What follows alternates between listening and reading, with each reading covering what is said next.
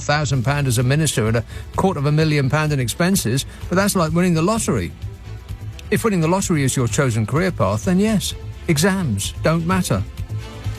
What next? Steve Barclay, Secretary of State for Health, telling us that life isn't that important, that we shouldn't get attached to it. In other news, Donald Trump is very unhappy with the way he photographs, and all of the rights that we hold dear are about to be taken from us, and we'll have to rely on the kindness of Conservatives. What could possibly go wrong? On your radio, on Global Player, and Play LBC. Leading Britain's conversation. This is LBC. From Global's newsroom at 10 o'clock, an investigation is continuing to discover if a neonatal nurse who killed 7 babies may have had more victims. 33-year-old Lucy Letby has also been convicted of trying to murder 6 others at the Countess of Chester Hospital. Well, LBC's Tom Dunn has been following the 10-month trial at Manchester Crown Court. Lucy Letby refused to come up from the cells to hear her fate. She is now Britain's most prolific baby killer after being found guilty of murdering 7 babies on a neonatal unit in Chester where she worked. Although we now know she will never see society as she knew it again, her fate will be handed to her by the judge as he will sentence the 33-year-old on Monday. Tom Dunn, LBC, Manchester Crown Court. Well, a second investigation is taking place at Liverpool Women's NHS Foundation Trust, where Letby had training placements. The government has ordered an independent inquiry into the case, looking at how concerns were dealt with. The Health Minister, Helen Whately, says ministers want lessons to be learned. Doctors repeatedly raised their concerns, and that didn't lead to the action being taken that you would have expected. This is one of the things that clearly the inquiry, I think, should look into. In other news this evening, detectives investigating the suspected murder of a 10-year-old girl are looking for her father, who's believed to be in Pakistan. Sarah Sharif's body was discovered after officers received a call from abroad from Irfan Sharif earlier this month. Police also want to speak to his partner and brother Faisal Malik over her death. Train operators across England will be forced to cancel all services at the start of next month as a result of another strike. Drivers with the ASLEF union will walk out in their long-running dispute over pay on the 1st of September. An overtime ban will also come into force the following day, the same day members of the RMT walk out in their row. And there's pressure on Prince William to travel to Sydney to watch the World Cup final as president of the FA. It's understood, though, he'll watch it from home. The Foreign Secretary and Culture Secretary will travel to Australia to see the historic match. In the city, the FTSE 100 has closed down 47 points at 72.62. The pound buys $1.27 and €1.17. LBC weather, heavy outbreaks of rain spreading northwards tonight. Possible thunderstorms in the east, turning drier and clearer in the southwest, and a low of 11 degrees. From Global's newsroom for LBC, I'm Daryl Jackson. This is LBC from Global, leading Britain's conversation with Nick Abbot. Oh,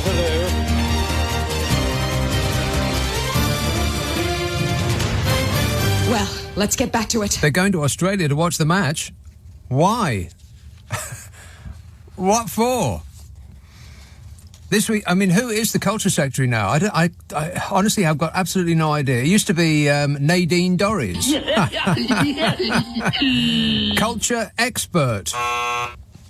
I've got no idea who it is now, but I don't know. Is everything completely fine with this country that they can up sticks and go away on a jolly holiday at our expense? OK, the weather. This weekend, Hurricane Hillary. Totally awful hurricane. A worst hurricane ever. Lock her up. Hurricane Hillary is going to be moving over the driest parts of the USA and will bring up to 10 inches of rain to places like Palm Springs, Death Valley and Las Vegas. That is 3 years' worth of rain in 3 days. Meanwhile, Europe's summer of wild weather continued this week as a German airport was flooded by ferocious rain and a 40-degree-centigrade heat dome moved over Italy, Spain and southern France. Oh, no. Southern Europe has been suffering from extreme heat as northern and central Europe is battered by powerful storms and deadly flooding. Heavy rain led to dozens of flight cancellations at Germany's busiest airport in Frankfurt, where the runway was inundated. The water level was at least 2 feet high, and elsewhere water could be seen rushing down stairs and an escalator into the city's subway system. But it did look quite exciting. I mean, OK, the world's coming to an end, but it does make for interesting footage on the news. Yes? Yes. The water level was at least 2 feet high, and elsewhere water could be seen rushing down stairs and escalators into the city's subway system. Streets, cellars, lower-lying residential areas rapidly flooded, trees toppled over, emergency service workers rescued people from vehicles that became submerged, and some streets were only passable by boats. All perfectly normal, nothing to be concerned about.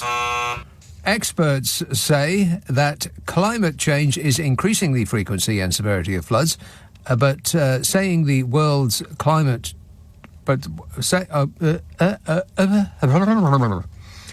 saying the words climate change is now considered woke, so you can dismiss that out of hand. Can you believe that saving the world is now woke? It's not even saving the world, it's saving our place on the world. Yeah, woke, that is. The stupidity of the human race continues apace. As evidenced in the exam results just lately. I'll talk about that in a while. The stuff you see. Parts of Germany and Italy experienced flooding. Southern Europe is getting yet another heat wave after an all-time temperature record tumbled earlier this year. Records are tumbling here, there and everywhere, baby, and people are still, with a straight face, saying that it's all completely normal. It's not normal if it's never happened before. Last week, a heatwave saw temperatures reach 47 degrees centigrade, with Valencia smashing its all-time highest temperature on record. In Turkey, the country recorded 50 degrees centigrade for the first time. And heat brings wildfires. There's been wildfires in drought-ridden areas of Spain, Canada, America, France, Algeria, Tunisia, Greece, Portugal, Germany, Slovenia, Croatia. You name it, it's on fire. But not in the Italian town of... I've got no idea. I'll try. Bardonecchia. Bardonecchia. Is that right? No. Close? It's near Turin. They've had a tsunami of mud. A mud tsunami. If you're experiencing a mud tsunami, you should see a trained medical professional. In Bardonecchia, I've got it better the first time around, they've had a tsunami of mud that crashed through their streets. A churning river of hot mud forming a huge wave as it burst its banks and slammed down a street following heavy rain.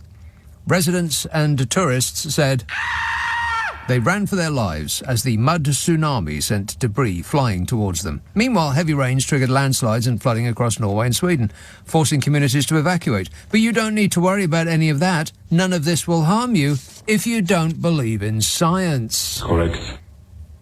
And here, weather warnings have been issued in Scotland land for tomorrow. According to the Met Office, a period of heavy rain is expected to affect many parts of Scotland through the first part of Saturday. 40 to 60 millimetres could accumulate in some spots. I don't know whether to get concerned about that or not, because I, nor anybody else, has a clue what 40 to 60 millimetres looks like.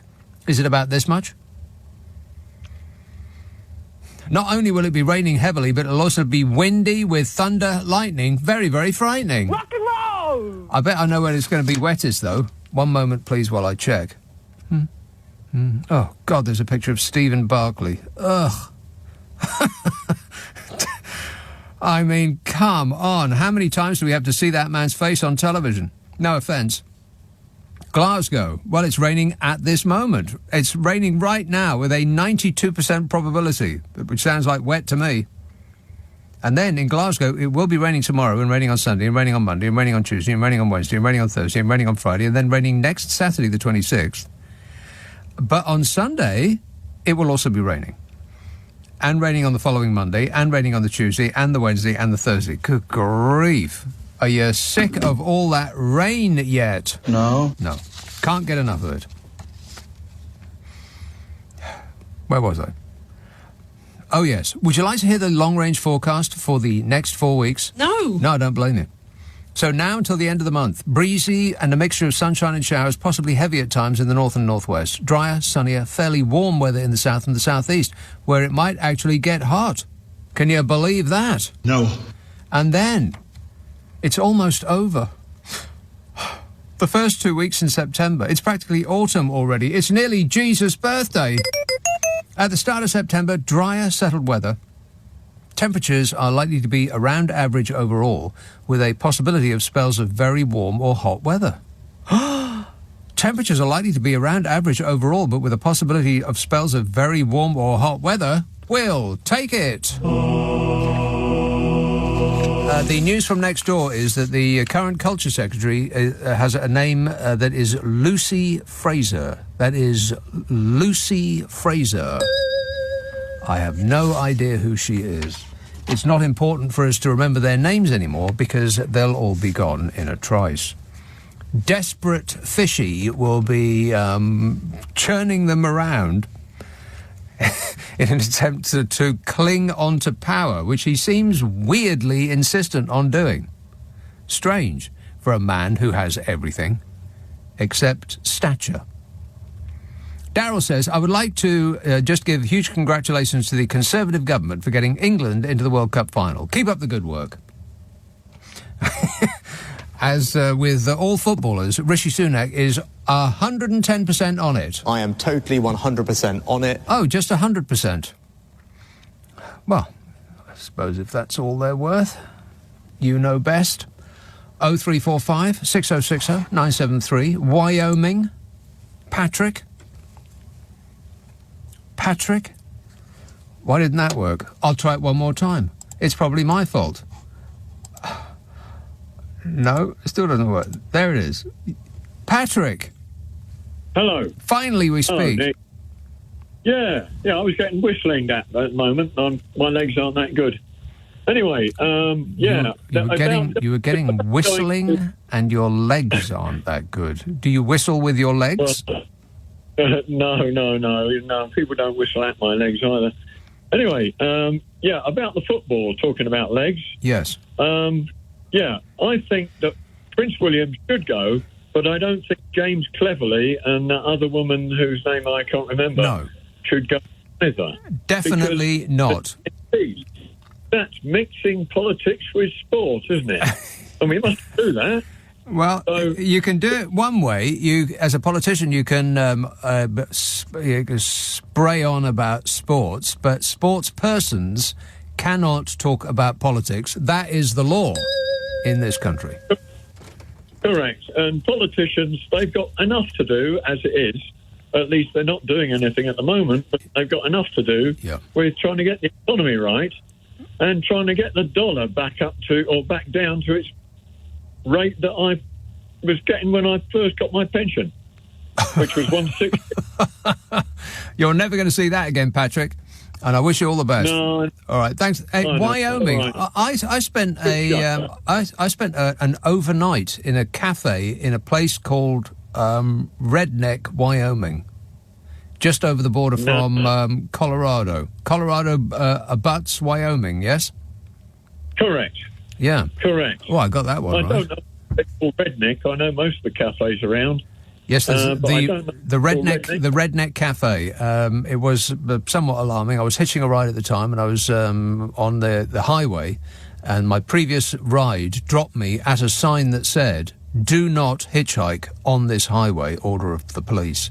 And within about 10 seconds, a police car pulled up and said, "Well, I'll let you hitch, but you have to do it on the opposite side of the highway." I mean, it's like 6 lanes. And so I'm walking down the wrong way of the highway, trying to get cars 6 lanes away, which are going in the other direction, to stop and give me a lift. And so I just happened upon a cafe called the Redneck Cafe, and I sat nursing a coffee for what seemed like years before somebody was kind enough to give me a lift going in the vague direction that I was after, which was California. And they were going to Oregon, which is near but no cigar. And what happened next is, well, I mean, it could be a major motion picture coming to a screen near you soon. if I could be bothered to actually, write it down. But I can't, so I won't. Thanks a lot, Patrick. Cheers, mate. 0345 6060 973. Norman says, I'm going to visit my family this weekend. They move up to Glasgow. Tell me it's not raining. Norman? Bad news. LBC. This is LBC with Nick Abbott. Call 0345 6060 973. Tweet at LBC. Text 84850. Here we go. Okay. Matt texts, the richest 1% of the world's population, that's 56 million people, now have a collective personal wealth of $19.6 trillion, which is 46% of the total wealth on Earth. The remaining 8 billion people share the remaining 54%. Isn't capitalism just great, says Matt. That's not capitalism, that's just theft. People with absolutely no skin in the game whatsoever, people with no money at all, who have been screwed over their entire lives, seem red in the face, insistent on defending this system, saying that, the opposite to this is communism. It isn't. The opposite to what we got here is a more pure form of, not pure, but a more just form of capitalism. Why do the 1% have to take all of the wealth that is created by the 99%? That's not capitalism, that's theft. Anyway, he says, I mean, how many super yachts do these people need? Spent correctly, how far could $19.6 trillion go towards initiatives regarding reducing global warming? But hey, don't hold your breath, says Matt. Matt, you will shortly have to hold your breath because you won't be able to breathe in. Don't breathe in, just breathe out. That's my best advice to you. 0345 6060 973. Leatherhead, Tim. Nick, hi, how are you? Good, thanks. Jolly good. I was trying to be helpful because you were struggling earlier on with millimetres. Yes. And 40 to 60 millimetres, I think you said. Yes, that's right. And that's more or less 2 inches. No, I wouldn't think so. It's about 10% of the rain that falls in Essex in a normal year. In a normal afternoon. The other thing, I wanted to pick you up actually on Rishi Sunak's stature. Yes. Then there is false information because if you'd watched the news coverage of Greenpeace on the roof of his house, if you remember, they climbed up there. Yeah. There were very clearly numerous statues in his garden. Listeners are with the material. Oh no! I didn't actually see that. They're statues of what? Oh, I don't know. There was probably. I don't know. They were just stone statues. Right. Statues. Probably just statues of random poor people that he could use as target practice. Something like that. Hula hoop. Yeah. No, what do you call it? Like a fun fair where you throw a hoop and you win something. Perhaps he does that out of the kitchen window. Yeah, Tim, you win nothing. Good day, sir. Thanks for that. 0345 6060 973. Tom texts, I'm getting so tired of people saying, just wait until Labour are in charge, as if they will actually be worse than the Tories. Well, that's not what they say. What they say is, the refrain is, well, you don't think it would be any better under Labour, do you? Yes, actually I do. And the proof is, it used to be. He says, these are the same people who blame Corbyn for everything, despite the fact he was never actually Prime Minister. Jeremy Corbyn. No! Ruining this country for the last 13 years. Thanks a lot, Jeremy Corbyn. Now get your garden sorted out. Tim says, I will vote for Keir Starmer if he promises to send Nigel Farage and Jacob Rees-Mogg to Rwanda. He should put that in his manifesto. What do you think, Smug? My view is not. That's his view. Bromley, hello, Joe. Hey, superb as always. Donald Trump, always, all day long. What an absolute lunatic. Can we believe what's going on with that? How many states is he indicted in? How many transgressions has he performed? The head of the greatest country in the world. Well, apparently. The richest. Now, is he going to go to jail? I don't think so. No, I don't think so either, no. I don't think so. Would he pay his way out, or would he... I mean... It is the most incredible scenario that this planet, other than obviously global warming, can you hear the rain? It's ridiculous. It is absolutely blooming ridiculous. Yes. Now, what kind of state must the rest of the world think that America must be in? I'm grateful for the existence of Donald Trump, because without him, we in this country would be the laughing stock of the world. Oh, shut up! Well, his hair's not real. His skin colour's not real. The man's not real. He's an incessant, incomprehensible liar. Yes. And we listen to it. Well, you know, I do. And I'm thinking, please, God, give us back our sense of reason. Please, God. Right. Well, I think that if you're actually praying for that, Joe, then God's got a lot in his inbox, in his or her inbox, sexist, and he will get to you shortly. Your prayer is important to him, Joe. He knows you are waiting. Thanks for that. Donald Trump has hit out at his once beloved Fox News, for using unflattering photos of him, including one of him looking orange with his chin pulled back. But that's exactly what you look like, Donny, a chinless orange. Don't be rude. The former US president and the 2024 candidate to be the next president of the United States of America, if you can believe that, also accused the right-wing cable network of failing to show polling data where I am totally beating Biden by a lot. This polling data only exists in Donald Trump's head, along with how to cheat at golf, how to lie about everything and still get the support of enough dingalings to make it possible that he could be the next president and one running the country from behind bars. Your president husband may be going to jail, Melania. I don't care. She's actually not that bothered. Donald Trump, 77, is known to be a regular viewer of Fox News' flagship morning show, which is called Fox and Friends, which is a sort of play school for the far right-wing infant in your family. It's basically children's television for grown-up morons. He loved that show because they said nice things about him. How did they find enough nice things to say about the screaming Mimi to fill the hours? Well, they did what he does. They just made stuff up. Everything that I've done is 100% proper. That's what I do, is I do things proper. He lied. But his views on the network have soured since it took the lead in calling the crucial state of Arizona for Joe Biden in the 2020 presidential election. They actually, accidentally told the truth once, but don't worry, it won't happen again. On his Truth Social platform, which is neither true nor social, he said, "Why doesn't Fox and Friends show all the polls where I am beating Biden by a lot? They just won't do it." It's because they don't exist. Which, by the way, hasn't actually stopped them before, but I don't know, there must be something going on at the head of Fox News. Accidentally still telling the truth. He wrote, "Also, they purposefully show the absolute worst pictures of me, especially the big orange one with my with my chin pulled back." Yeah, and that's to say nothing of the hair. You don't need to put all of that product in your hair. You just don't. You should listen to Donny. Donny is an expert on what not to do with your hair. Fox News is hosting the first debate of the Republican presidential primary in Milwaukee, wherever that is. He's among 8 candidates. 8? Who are they? I bet nobody knows. 8 candidates are going to be having a chit-chat.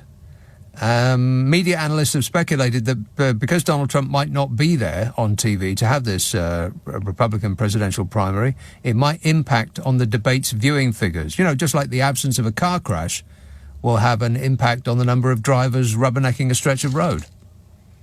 Because watching a bunch of crazy right-wingers chatting isn't that interesting to an audience who have already decided which way they're going to vote. I mean, Trump and Biden are virtually tied, according to the latest poll, which I think underlines that there is no hope for the human race. 47% supported Biden, 46% supported Trump. Almost half support the tangerine scream. I'm president. Can you believe it? Even he couldn't believe it. On Thursday, Trump doubled down on his claims that the Georgia indictment is a witch hunt and urged Republicans to get a lot tougher, by which I think he probably means, he said, it's a totally disgraceful thing. No one ever saw anything so disgraceful. That's what people are saying. People are saying that all the time. I know a lot about being disgraceful, believe me. And the Telegraph asked, is Donald Trump the victim of a witch hunt? Total votes, when I saw it, 14,285. Yes, 30%.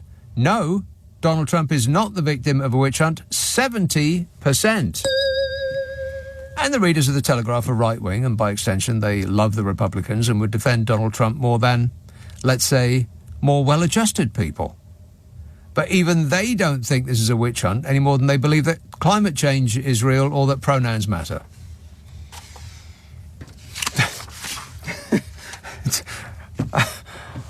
I think that the human race has had its chance and we blew it. 0345 6060 973. Leeds. Hello, Mick. Hi, Nick. I'd just like to talk about our so-called politicians going over to the other side of the world to watch the Cup final. Going over to the other side? Yeah, they are on annual leave, so I hope they don't think about claiming any of that money or expenses on the public purse. Every single penny they spend on the plane and the car to and from and in the minibar in their hotel room, the suite, rather, their hotel suite, will be picked up by us poor dopes who pay taxes. Well, it better not be, because they're on annual leave at the moment. You wouldn't get it in the civil service or anywhere else in the public sector. And I will be submitting a Freedom of Information Act request to double-check that they do not claim anything, and if they do, they need to resign, because that's profiteering and that's fraudulent claims of expenses. Well, if I were you, Mick, I would put your toothbrush in your top pocket and keep it there at all times, because there's quite a large chance that men in dark overalls will be bursting into your house and spraying the place with machine gun fire and packing you off on the next train to Rwanda. Plus, Nick, it goes against the Tory policy of net zero and global warming, so they're contradicting their own policies there. You sound like a troublemaker, Mick. I am. I'm a very Labour-focused person. I believe in honesty and integrity, and the sooner we get rid of the Tories, the better. Honesty and integrity. Can you believe that, Fishy? This government will have integrity, professionalism and accountability at every level. He lied. Thanks a lot, Mick.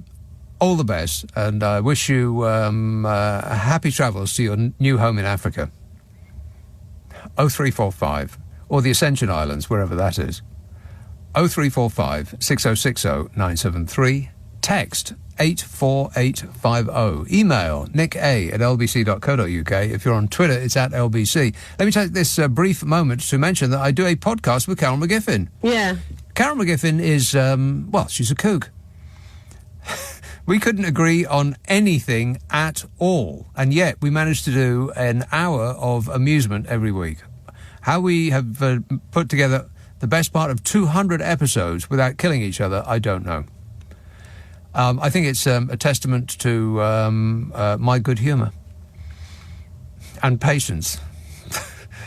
Please don't tell her I said that.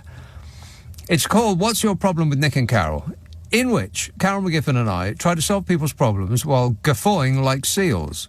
Now, if you want us to have a bash at your issue, then you must send it to the following address: nickandcarol@global.com, nickandcarol @global.com, and prepare to be totally satisfied. Oh, right, yeah. Ask for it by name on an internet near you. What's your problem with Nick and Carol? 10:30 on LBC, the news headlines with Daryl Jackson. This is LBC with Nick Abbott. Call 0345 6060 973. Tweet at LBC. Text 84850. Would you mind telling me what this is all about? Simon says, can you please tell me what the point of the weather forecast is? Or what is the point of the weather forecast? Might be a better way of saying it. Oh, who cares?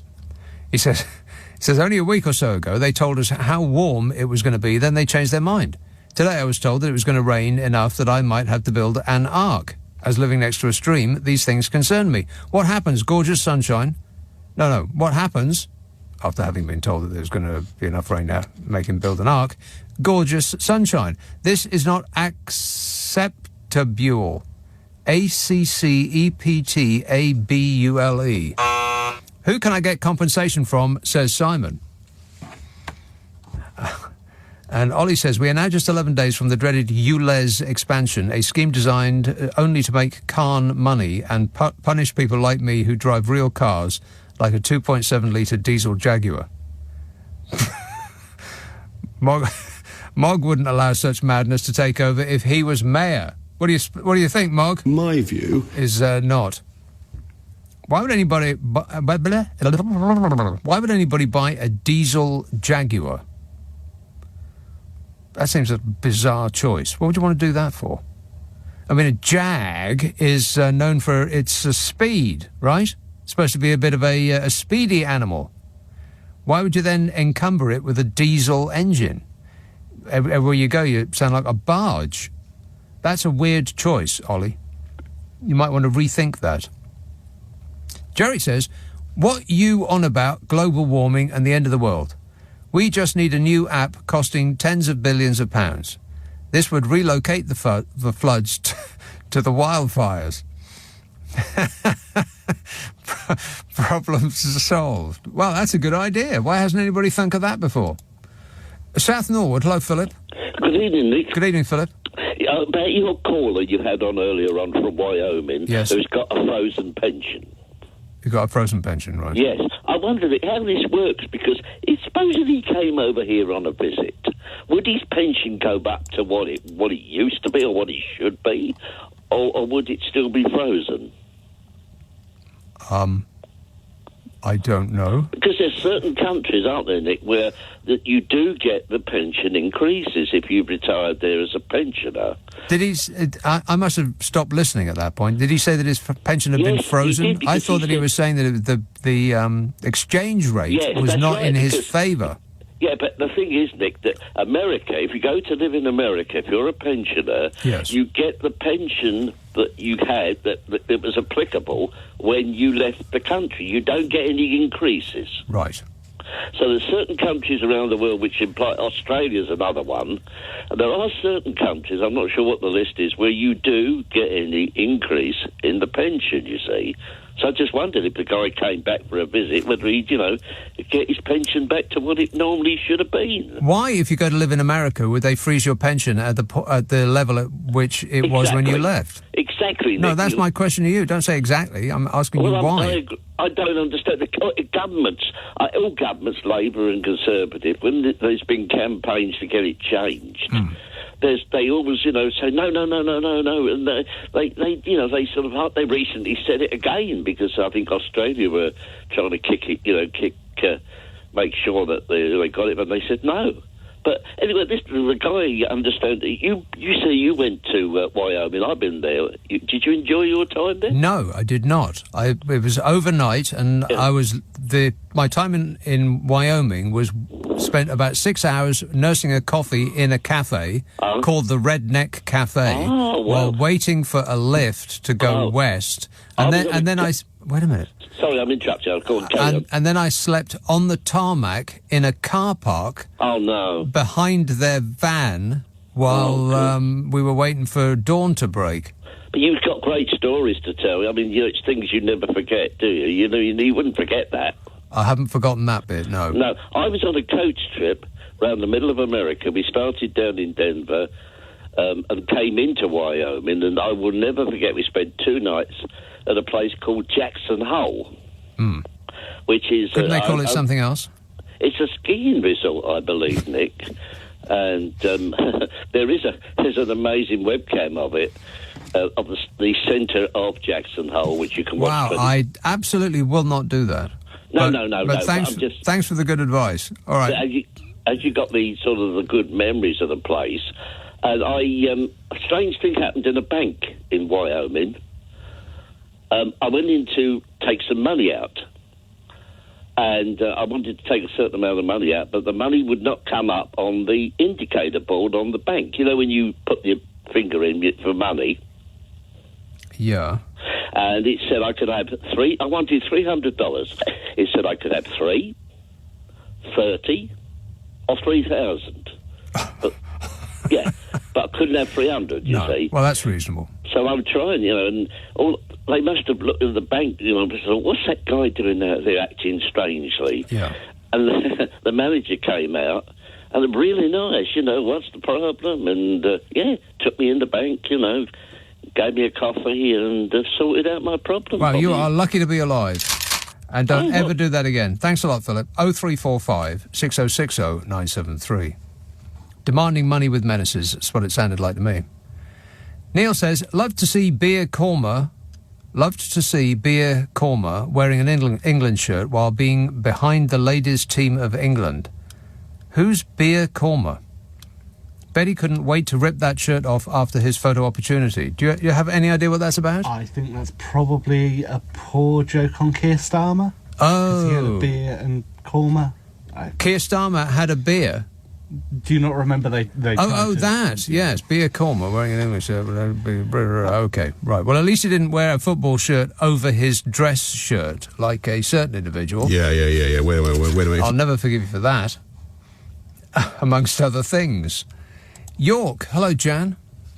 Hello, Nick. How are you tonight? I am great, mate. Good. What did you think of the desperately seeking Dorries campaign that Nick Ferrari did? That's pretty good. Fantastic, wasn't it? Didn't find her, mind. No, nobody's seen her. She did pop her up to write some column in the Mail, though. How they've got the nerve to position her in their paper when no one else can blooming well find her is just extraordinary. I mean, I assume she's working from home. Well, I don't know how they've got cheek to do another job when they're getting paid to be an MP. Yes. And she's also been on that TV thing, hasn't she? Talk TV? I don't know whether she... Yeah, she was. I don't know whether she's still on, but she certainly had a show on there. Right. Are you sure it wasn't the other one? No, it was Talk TV. Right, okay. Yeah. Got a flipping cheek, I think. Yeah, I'll say. Yeah, they shouldn't have second jobs, should they, or third one? Unless they have completed their tasks to the complete satisfaction of we, the people that pay their money. If they do that, then yes. But until then, no. Well, that would be never, wouldn't it, really? Correct. Hey, can I just mention a call I made to you about a month ago? Okay. You'd been talking about climate change, and I rang up and said, what happened if all the people migrated north? What would happen if the Earth got top-heavy and tipped up its axis? Do you remember? Vaguely, yes. Vaguely, yeah. Well, later on in that show, Ranjit rang you. Yeah. And he called me a dingerling. Yes. Well, that sounds fair. Does it? Well, I was a bit shocked. Really? If you stand by that assertion that if we all group on top of the planet, it will fall over or spin around in space, then yes, I think dinglings sounds about right. Mind you, he did say I was a nice dingling. A nice one, yes. Yeah. Well, I mean, that goes without saying. So that was a bit better, but, I was really I was quite hurt, really. No, you weren't. I was. You were not. I was a bit, yeah. How much? Well, quite a bit. Well, percentage-wise. I thought, me, a dingerling? No, surely not. Well, never. It's amazing how much you learn about yourself as long as you live that long. It is, isn't it? Yeah. Anyway, okay. All right, thanks a lot, Jan. Cheers, my dear. Right. 0345 6060 973. Richard says, what do you think about His Greatness, the Prince of Wales, not going to Australia for the footy to save the planet that will stop global warming and mass destruction of humankind? Wow, that's just a jumble of words signifying not much. What do you think of His Greatness, the Prince of Wales, not going to Australia for the footy to save the planet? That, maybe full stop, that will not stop the global warming and mass destruction of humankind. No, that's because of the question mark on the end, so it is as I first read it. What do I think? I don't really see the point of him going all the way there just to see a football match. You can see it on telly at home. What difference does it make whether he's there or not? Edward says, and ditto James Cleverly. What is he going there for? And whatever the woman is who's the Minister of Fun these days. Lucy someone. Got no idea. The only reason I can remember James Cleverley's name is because it disproves the concept of nominative determinism. 0345 6060 973. Text 84850. Email nicka@lbc.co.uk. If you're on Twitter, it's at LBC. Friday, Saturday, Sunday night at 10. Nick Abbott, LBC. Nick Abbott on LBC. Call 0345 6060 973. Hi, honey. How are you? I'm super. Thanks for asking. Edward texts, I don't see any point in Wills flying abroad. However, Kate Watsit should. She can join the football team and earn her keep for once. She could officiate. You'll bring her own whistle. A Fabergé whistle. Well, it's a towering work of staggering genius. And it's worth £1 million. Love the Antiques Roadshow. It's like a holiday, isn't it? Merthyr Tydfil. Hello, Jeff. Hey, Nick. There's been an agreement on the Fossa Fran affair. Oh, yeah. They're going to stop mining coal. When? We don't know, but they've agreed to do it.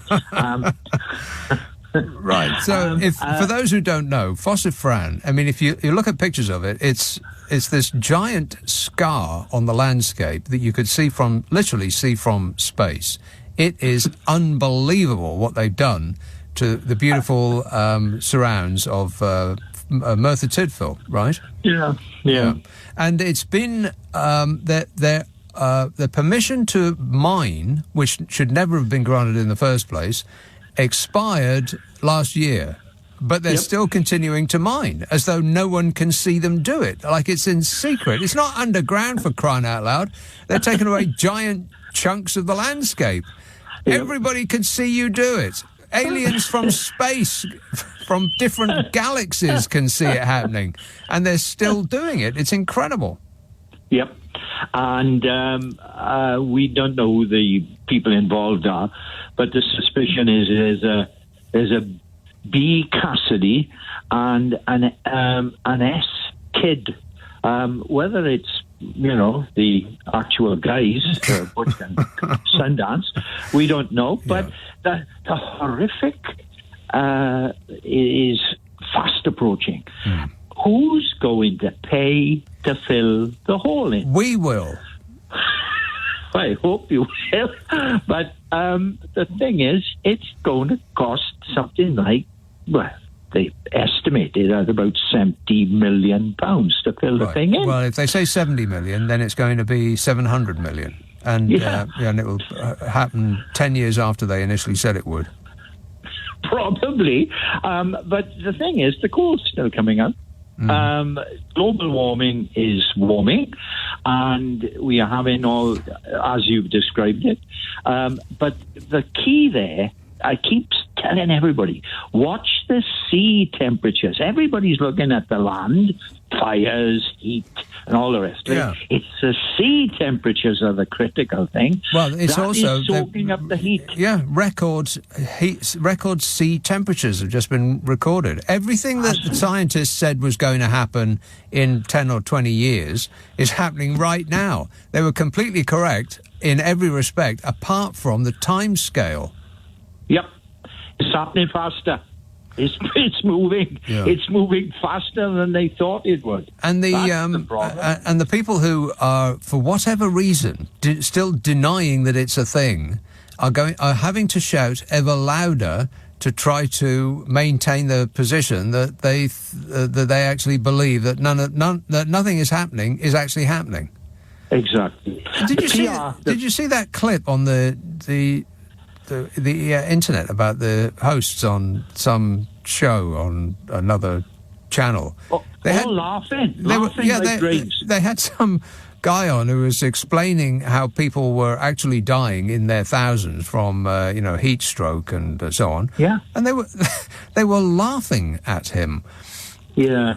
P.S. from what's his name? They usually drag him on.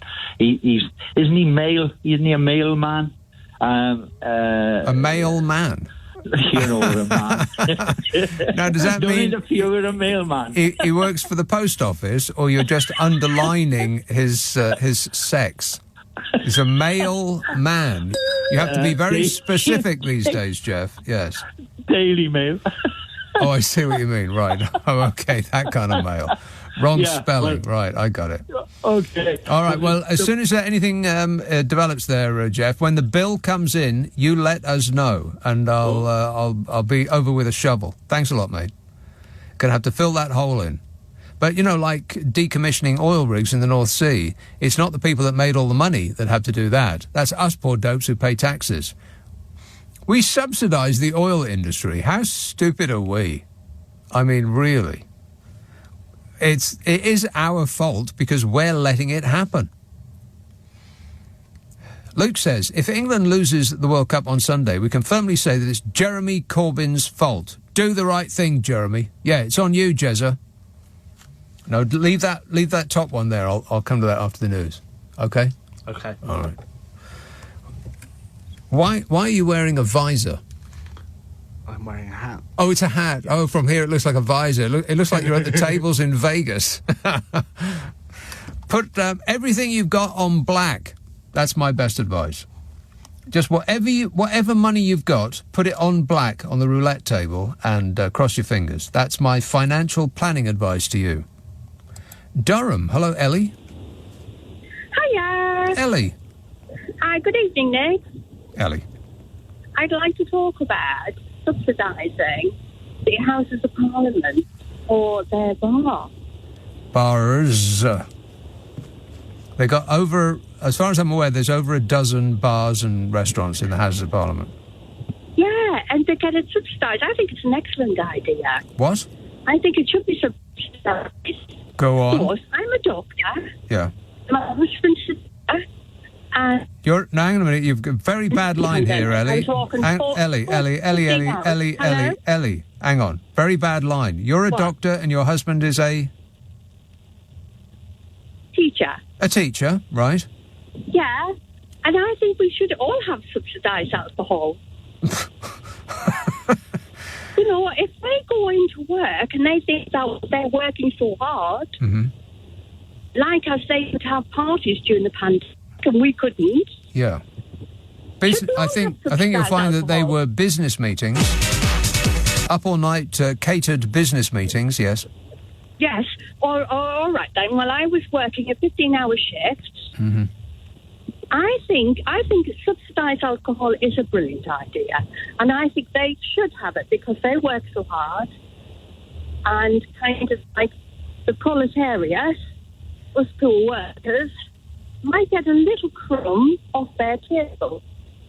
I can only assume that you're joking. Is this dripping with sarcasm, Ellie? Is it dripping with sarcasm? How dare they take our money? Oh, right. Okay, finally we got to it. All right. Cheers, my dear. Very, very bad line. If only they'd invent a mobile phone that can actually be used as a, phone. We're still waiting. Any moment now. Get on it, Steve. Oh, no, he's otherwise engaged. Clive says, no, I'm going to read that one after the news. It's about Gillian Keegan. Have you heard about Gillian Keegan? Oh, blimey. Just when you thought you'd heard it all. I think they're sent to torment us. What have we done to deserve this? If only I could remember what it was. Must have been great. Adam texts, I am all for... No, read that one. Shane says, good job we left the EU, otherwise we'd be having that European weather. Well, that's true. That is a good point. And Jill says, Nick, once and for all, what is woke? I can't get it. Please help a lonely old lady understand. Woke is used as an insult by people who are outraged that others consider the feelings of those less fortunate than themselves. Glad to be of assistance. Let's have East Yorkshire. Hello, Mike. Hi, Nick. Yeah, couple of Sunak bits this week, and then I had a phone call from America the other day, which I might tell you about. Sunak, did you pick it up in the news that he spent 12 grand on a single meal on his holiday? What? He spent 12 grand on a single family meal in America. A family meal? Yeah. Well, what was on the menu? I've no idea. I can't find out. But apparently the bill for this meal in a restaurant in America was $12,000. But he doesn't drink, does he? No, that's what puzzles me. I mean, if you run 500 quid bottles of shampoos, well... Yeah. Maybe, but no, that was a bit odd. But the other thing that got to me this week with him, he's joined the religious mob again. Oh, no. You've got the SNP leader. He was going on about his faith. The woman he beat in the contest to become SNP leader, she was guided by her faith. Yeah. Slug's guided by her faith. Now he's saying he's guided by his religion. Why? And he's got a little thing on his desk of some Hindu god that he looks at when he's thinking about things. Right. Well, I've got no idea about a Hindu god, but what I do know is that when politicians talk about their faith, what they're doing is they're using religion as a weapon and are almost always doing the precise opposite of what Jesus would do in any given circumstance. It just grates on me so much that they do that, and there's some people that are much more guilty of this than others. My view. Exactly. Yeah, it really grates on me, but just a quick one about America. I've got relatives in America, and they're all sort of professionals. There's solicitors or teachers or local officials or whatever, and they're swing voters. Now, at Christmas, they all said, if Trump stands, we vote Democrat. If Trump doesn't stand, we vote Republican. But that's changed now, because I had a long conversation the other night, and they said the problem is that what do you call it, who's president? Biden is aging so fast in front of their eyes. They're saying we can't vote for him, because what will it be like in 5 years? We can't vote Trump. Yeah. And they're saying what can you do? What can you do? I know. It's a terrible choice. Exactly. I mean, one guy, it looks like he died 3,000 years ago, and they've just uncovered the bandages from his mummy's tomb. And the other person is Donald Trump. So what's a person going to do? I know. It's a tough choice. Thanks a lot, Mike. Actually, it's not that tough. Let's be honest. Come on, people. On your radio, on Global Player, and Play LBC. leading Britain's conversation. This is LBC.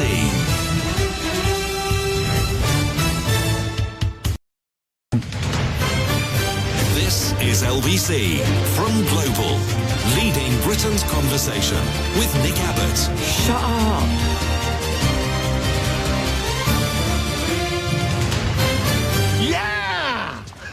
Dude! Right, so this is from The Independent. It says, while the cost of living crisis continues to escalate in the United Kingdom, Prime Minister Fishy Sunak and his family received brickbats for dining at a restaurant which can cost up to $15,000. What? Sunak already received a lot of flack for telling a homeowner who was struggling with mortgage payments to the tune of £2,800 a month to talk to your bank.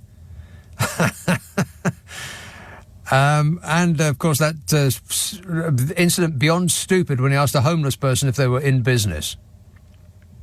I mean, there is no doubt that the man is not in touch with the reality that the rest of us are living in. The Prime Minister and his wife own a £5 million luxury penthouse apartment in Santa Monica, which is about an hour's drive from Disneyland.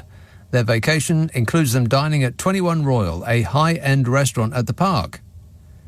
He ate a $12,000 meal in Disneyland. The full experience at the restaurant for a table of up to 12 can cost $1,250 per person. This includes, but is not limited to, park hopper admission, which is a one-day ticket that costs $185, valet parking at Grand California Hotel and Spa, as well as tax and tips for the 5-hour 7-course meal. A 5-hour meal! Good grief. Boring. I mean, just eat and go, for crying out loud. It's just food. In addition, guests who eat there are escorted by a valet and given a VIP escort to the site. He's going to get that anyway. He's the blooming Prime Minister.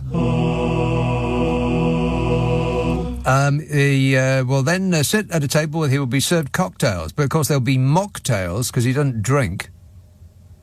And then they'll be sitting down at a table which is beautifully decorated with fresh flowers and crystal glasses and gold-plated dinnerware. He's eating off a gold plate. Can you believe that? Yes. Yeah. Yes, I can. Yeah. Sunak is said to be the richest man to hold the keys at number 10. Why is he that rich? Because he gambled. He made a bet and it paid off. And that's it. And now he's supposed to be some kind of genius, and we're treating him like a financial wizard. He just made a gamble, and it paid off.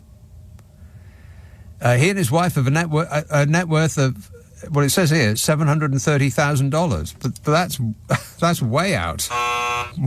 Way out. It's about £730 million. The couple own several properties, including the Santa Monica penthouse, a mansion in Yorkshire, which apparently they don't ever go to because the windowsills are rotting, a 5-bedroom mews house in Kensington, and a pied-à-terre, if you can believe that, in South Kensington's Old Brompton Road. He's wealthy in his own right, and it's upset many of us who can't stomach his wealth amidst a financial crisis in the UK. Although it says the US here. What paper is this? The Independent News and Media. It's not our Independent. It's this American, etc. and so on. Where is it about the food? Why does it cost $15,000 to eat in a blooming Disneyland restaurant? Crying out loud, especially for somebody who don't drink. Well, I hope he's got a flunky who is ready to pick up the bill because he doesn't know how to use a credit card.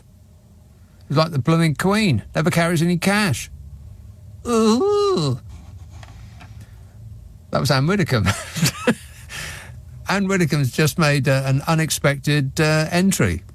Blimey, wouldn't that be alarming? 0345 6060 973. Pas de Calais. Gary. Nick, how the devil are you? Great, mate. Good. Last time I spoke to you, I have to say I'd had a couple of drinks. A drink? Booze? Thank you. And I did mention that the first time I spoke to you was when I was in intensive care in Lons Hospital. I don't know if you remember. I had a heart attack. Oh, yes. And I said I couldn't believe how many people were drunk ringing you up. At that time, obviously, I couldn't get a drink. No. I was in intensive care. Anyway, another story. Another thing. I want to say thank you for your political views, which I wholeheartedly agree with. James, you're even getting better than James O'Brien. Oh, no, let's not get carried away. Well, I can, because I listen to you both. Because unfortunately for me, I've lived here quite a while. And last year... In France? In Pas de Calais. Pas de Calais. Pas de Calais. I'm an hour and 30 minutes from Calais. So why is it called Pas de Calais? But Pas de means not. It's a region. But hang on a minute. Wait, doesn't Pas de mean not? P-A-S. Yeah. Pas, D-E, de, yes. Calais. But doesn't... Land of Calais, I believe. Oh, I don't know what it means. Pas de. Yeah, but Pas de means not, doesn't it? Well, we're not in Calais, we're out there. We're just by an hour and a half from it. But, Gary, everywhere that's not Calais is not Calais. Oh, no. If you go to north, that's Nord. If you go south, that's the Somme or Picardy. If you go the other way, it's somewhere else. Right, I think that this is all getting lost in translation. You're not really understanding what I'm saying, but never mind, carry on. Yeah, no, I'm not that good a French. I've only been here 15 years. 16 years. Anyway, the 15-year rule kicked in last year, and I got an email from Worthing Borough Council to say that I was no longer able to vote. Right. Which I'm sure pleased Peter Bottomley, because I did give him some grief over Brexit. And what I did during the Brexit debacle, I got into most of the papers up here in northern France and trying to get English people to vote to stay in Europe. And I was saddened to see so many people didn't bother to register. Yeah. Or even voted against. Which I find people that lived here. I mean, I'll be honest. I'm very lucky. My mother was Irish, so I have an Irish passport as well. Right. You have a get-out-of-jail-free card. Yeah. In fact, I've got the best European passport anyone could have. I've got an Irish one. Right. Right. So that's my first point. My second point is about the football. And that is, there's only one team, female team, who were called the Lionesses. And I do have a disagreement with what my wife tells me every time. You're not happy about this. And that is the mighty Millwall Lionesses. They may not be as good as the England football team, and I wish England all the best on Sunday, but they were the first Lionesses. The Millwall female... Millwall Lionesses. Well, Millwall are the Lions. In fact, they're the Scottish Lions. Millwall came from Dundee. They were... there was a jam company called Morton's Jam on the Isle of Dogs, and most of the people who worked for them came from Dundee. And that's why my Millwall wear blue, and where they've got the Scottish Lion. Wow, I have absolutely no idea what you're talking about now, Gary. I mean, you lost me several paragraphs ago. I would say it's to do with football. I would say it's to do with football, but remember, I'm a Millwall supporter. Right. I'm not that good on football either. Yeah, but that's all true. That's all true. But I am thankful for you to actually bring up politics on a comical level a lot of times. But also, every now and again, it creeps into the conversation, yes. Yeah. And again, I'll tell you what I said before, which I'll say again. In 18 months' time, I get my full British pension, state pension, because I had a little business over here, so I paid Class 2 national insurance during Britain's membership of the EU. So I'm entitled to my full state pension. And those poor sods, those poor people, under the age of 25 at this moment, will be under the age of 26, 27, when I get my pension, will be the ones who are paying for it. And they're the ones who have been disenfranchised. Yes. Because of Brexit. Right. You know, they didn't have a vote. Old people curtailed their horizons and their opportunities in life, and in large number then went to live in a place that they voted that this country leaves. Such as yourself, Gary. I know you didn't vote for Brexit, but you left. You patriotically left. Thanks, mate. Gotta go. 0345 6060 973. The information coming in from next door. Pas de Calais, Strait of Calais. The Calais Passage connects to the port of Calais on the English Channel. Isn't that interesting? No. I thought pas de was not. Pas de problème. Isn't that French? Yes, he says.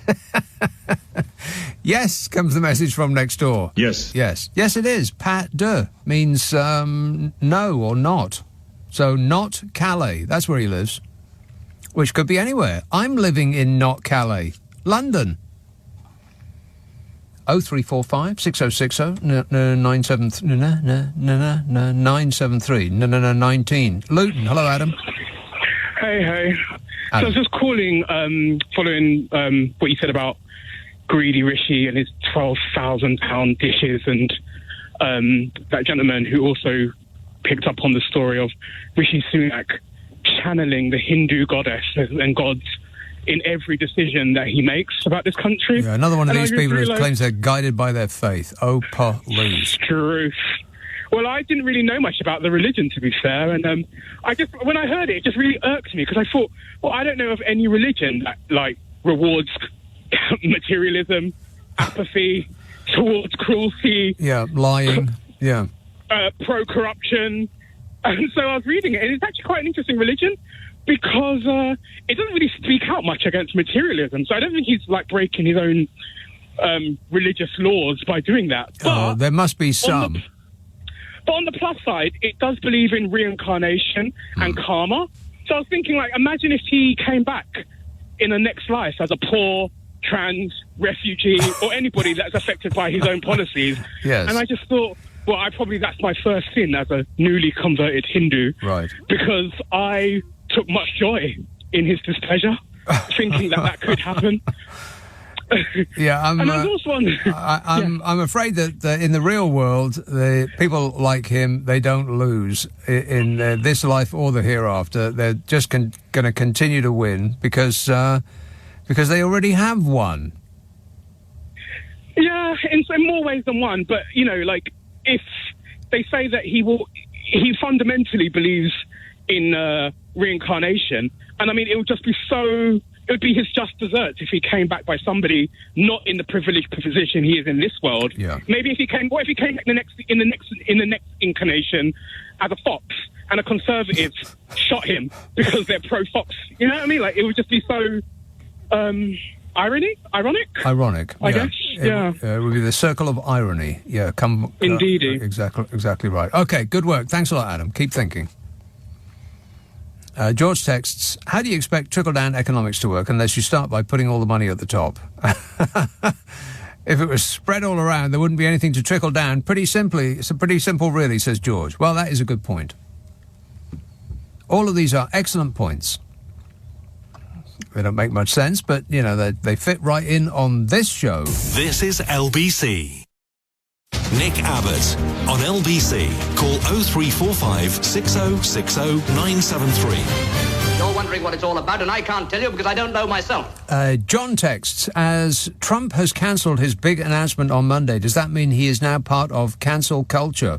He's gone woke, says John. Totally woke. No one is more woke than me, believe me. Let's have, let's see, he's been waiting the longest. Sam Batch. Hello, John. Hi, just before I go on to what I want to just say, you know when Sunak said to people, speak to your bank manager? Was he in America when he said that? No one's got a bank manager anymore, Rishi Sunak, you idiot.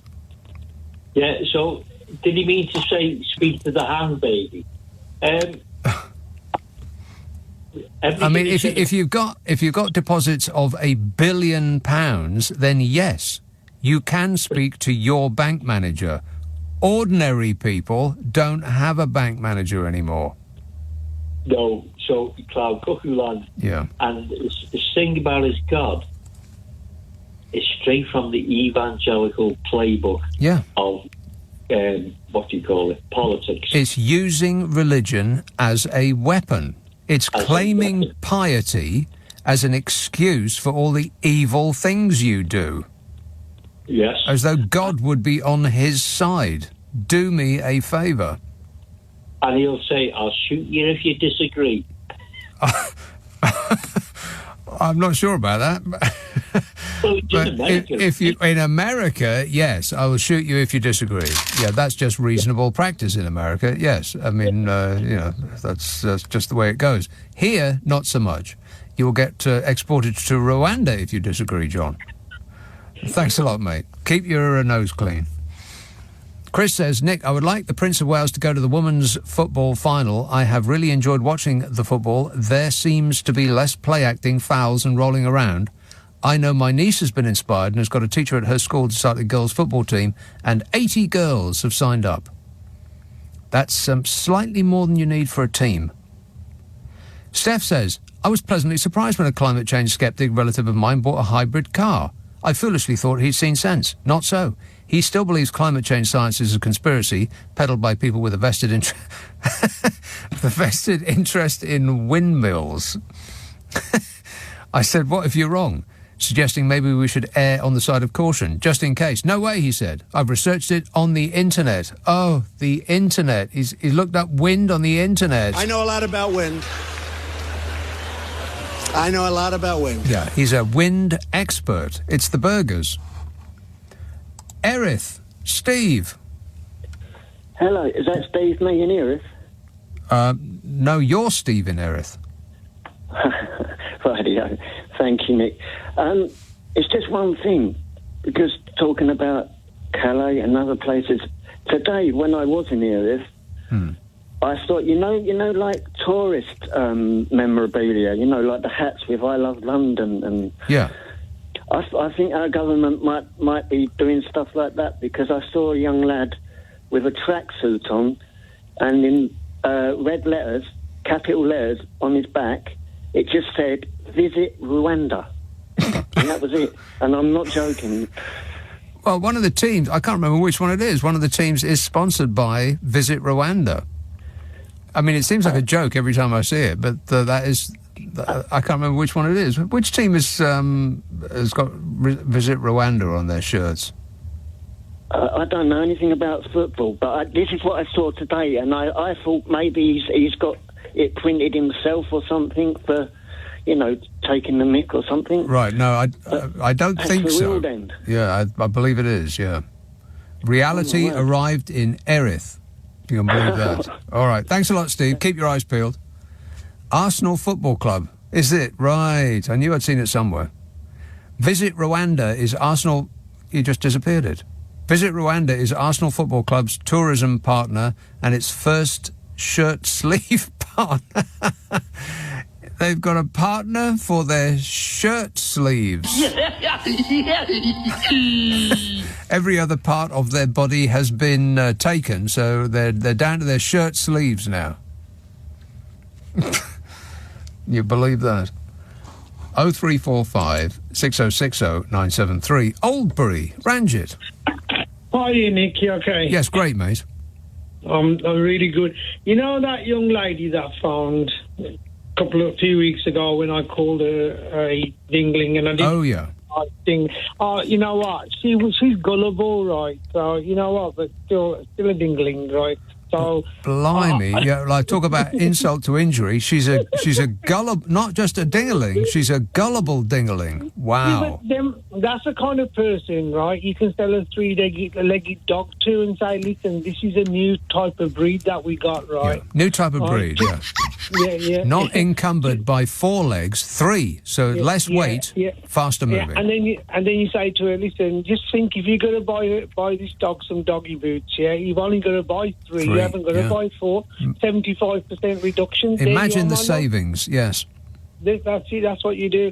Anyway, you know all these people that are going on about going to Australia, these politicians, yeah? Okay. James Cleverly and whoever is the Minister for Fun, Whoever they are, just dimwits, they've got nothing else to do here, right?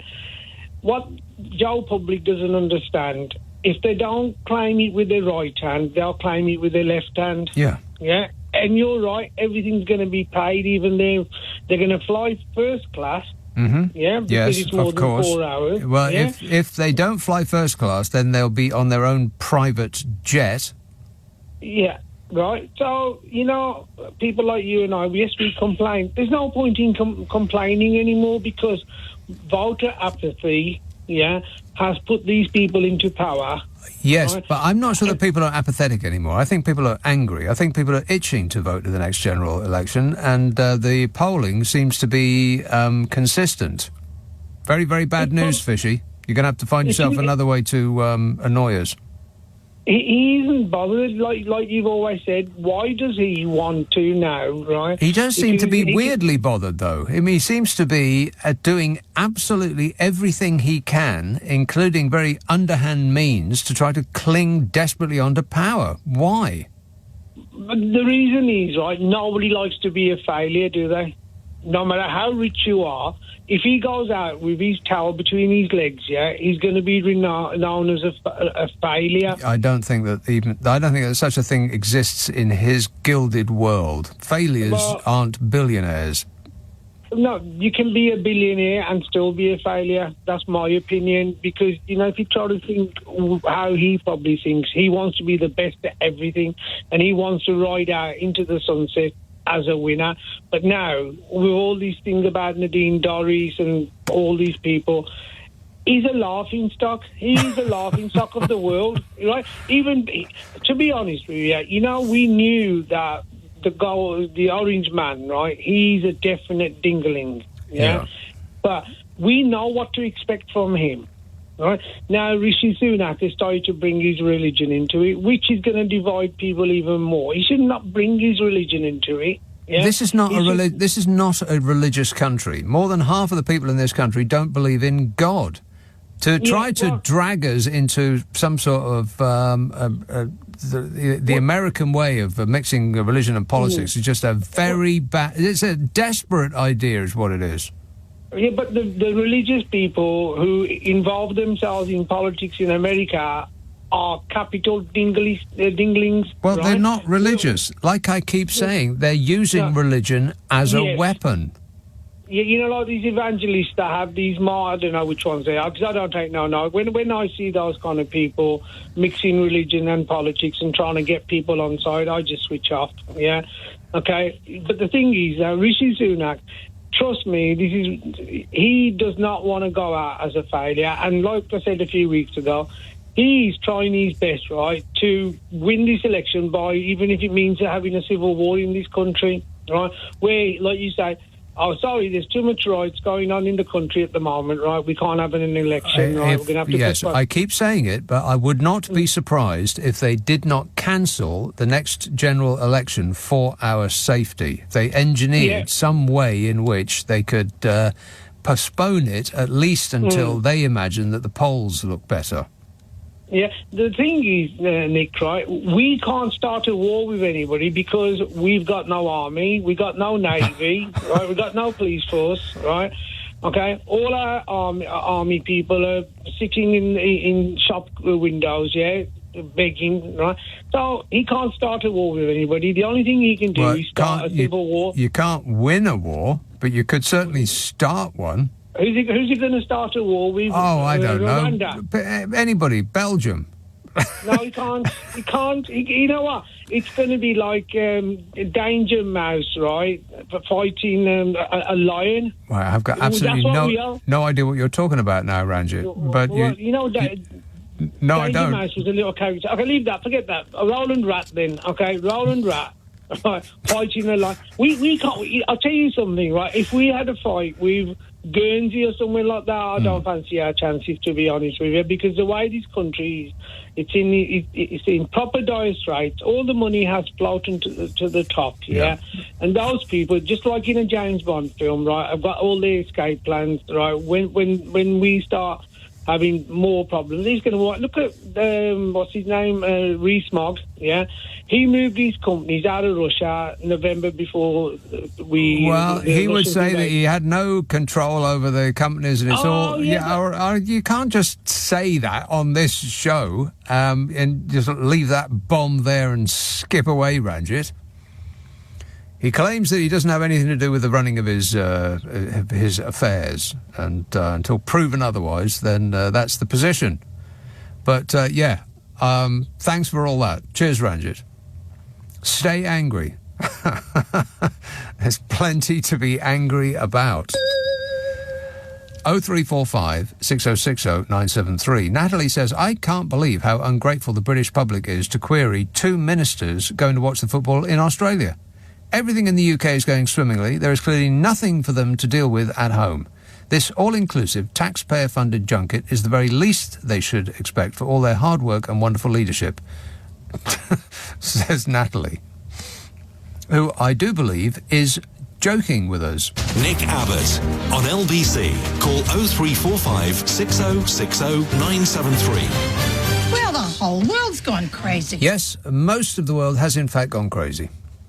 Martin says, give Fishy a break. He's probably spending his holiday agonising over which one of his many priorities to pick as a priority so he can prioritise it on his return. It's the country's number one priority. It's my number one priority up and down the country, and that will be our focus. He's gripping it.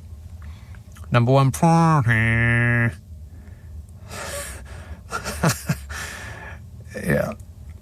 Choosing his number one priority is his number one priority.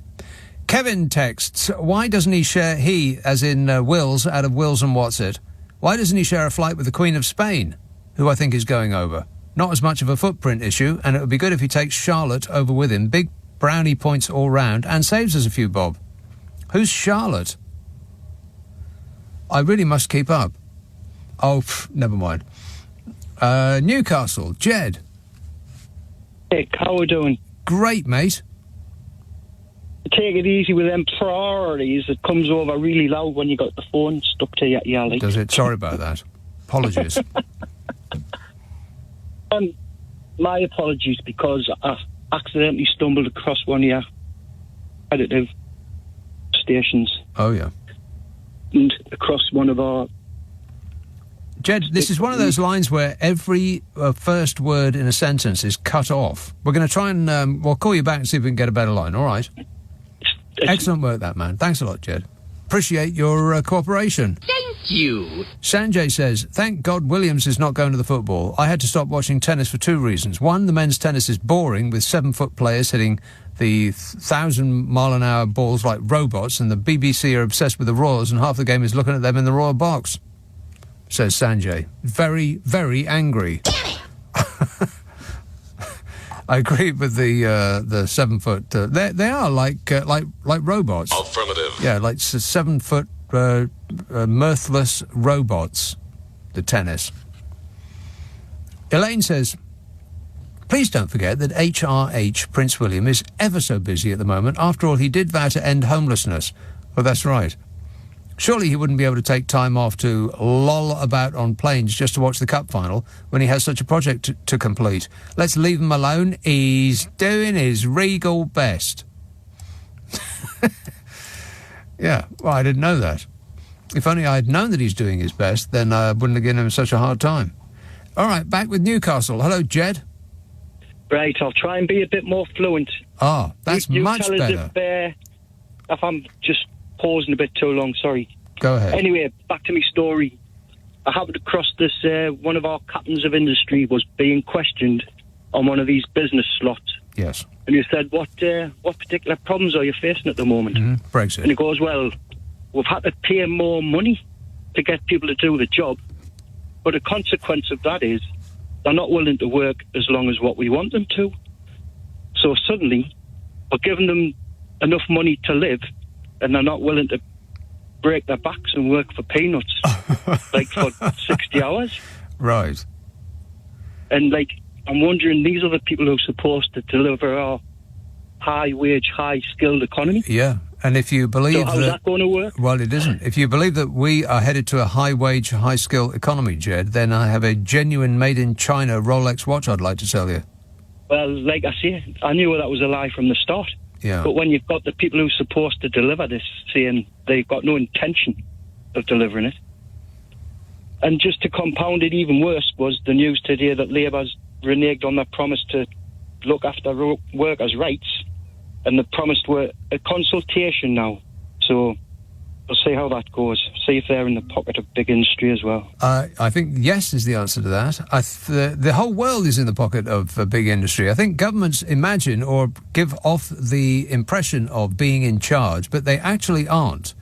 The people who are in charge are the sort of dozen or so biggest companies on the planet, and they're gradually being swallowed. One swallows the next, and pretty soon there'll be 2 companies which provide everything. Yeah.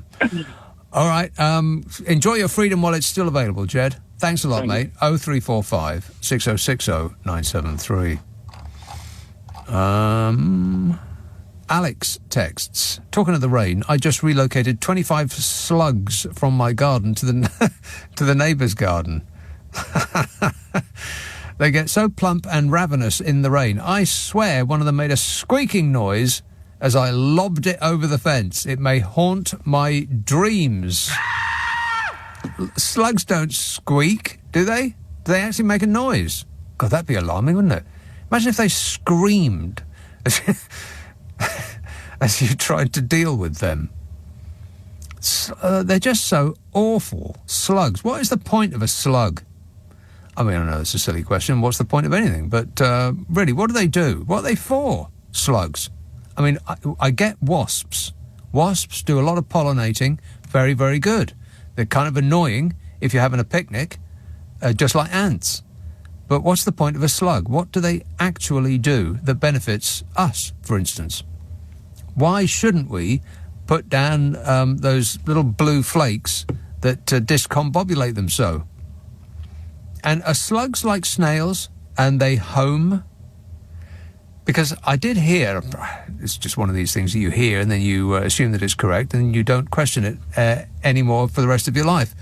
But I did hear once that snails home. By which I mean, if you chuck them over the fence to your neighbour's garden, they just come back again.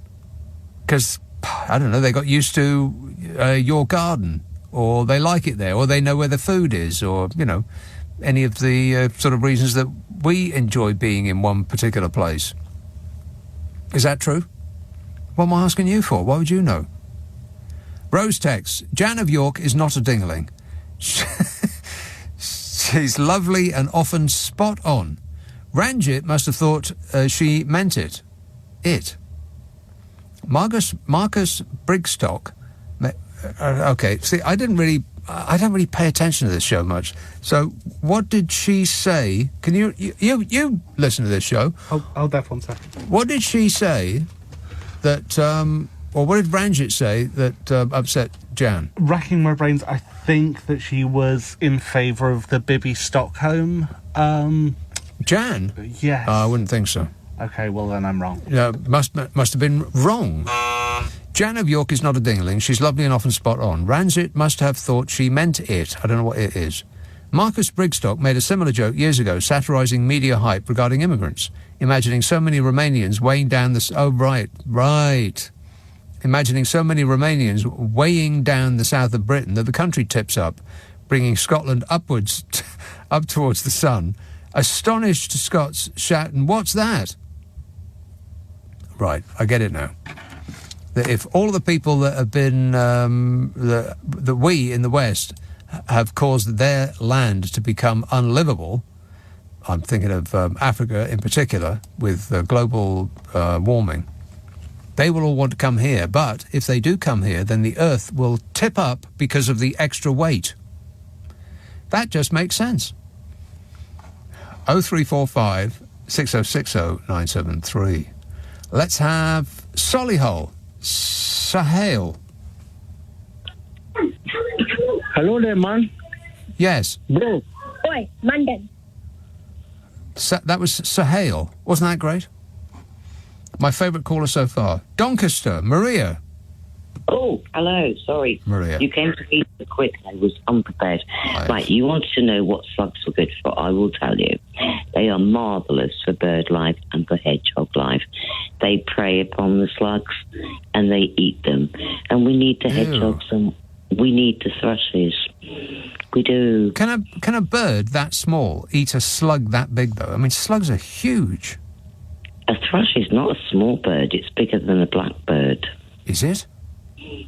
Did you not know that? Have you lived in London all your life, darling? Not all of my life, no, but I've spent most of my life uninterested by birds.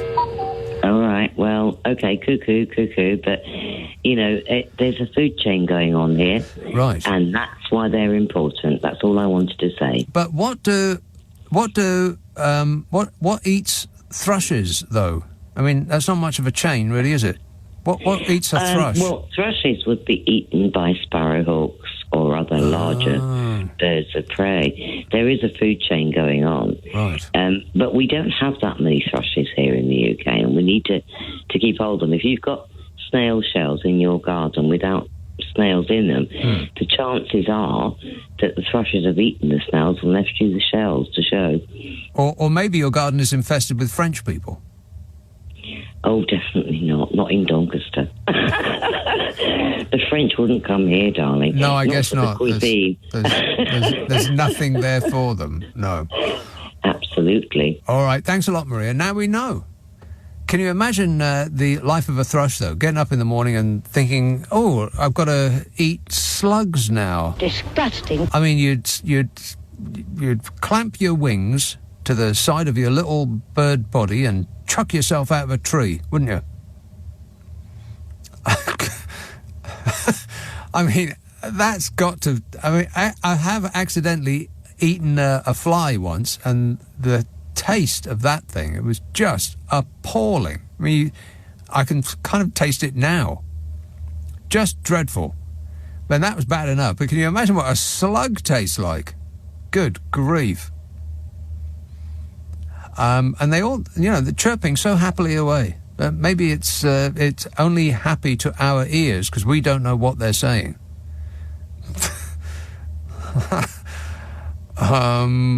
Nige texts, how bloomin' irresponsible are you, Nick? The country being in such a state and you're telling everyone that Fishy paid 12 grand for a 5-hour meal. Say 10% of the bill is the tip. All of our teachers and nurses will soon be leaving the country to work as waiters and waitresses in the USA for £240 an hour. and things will be even worse. Well, that is true.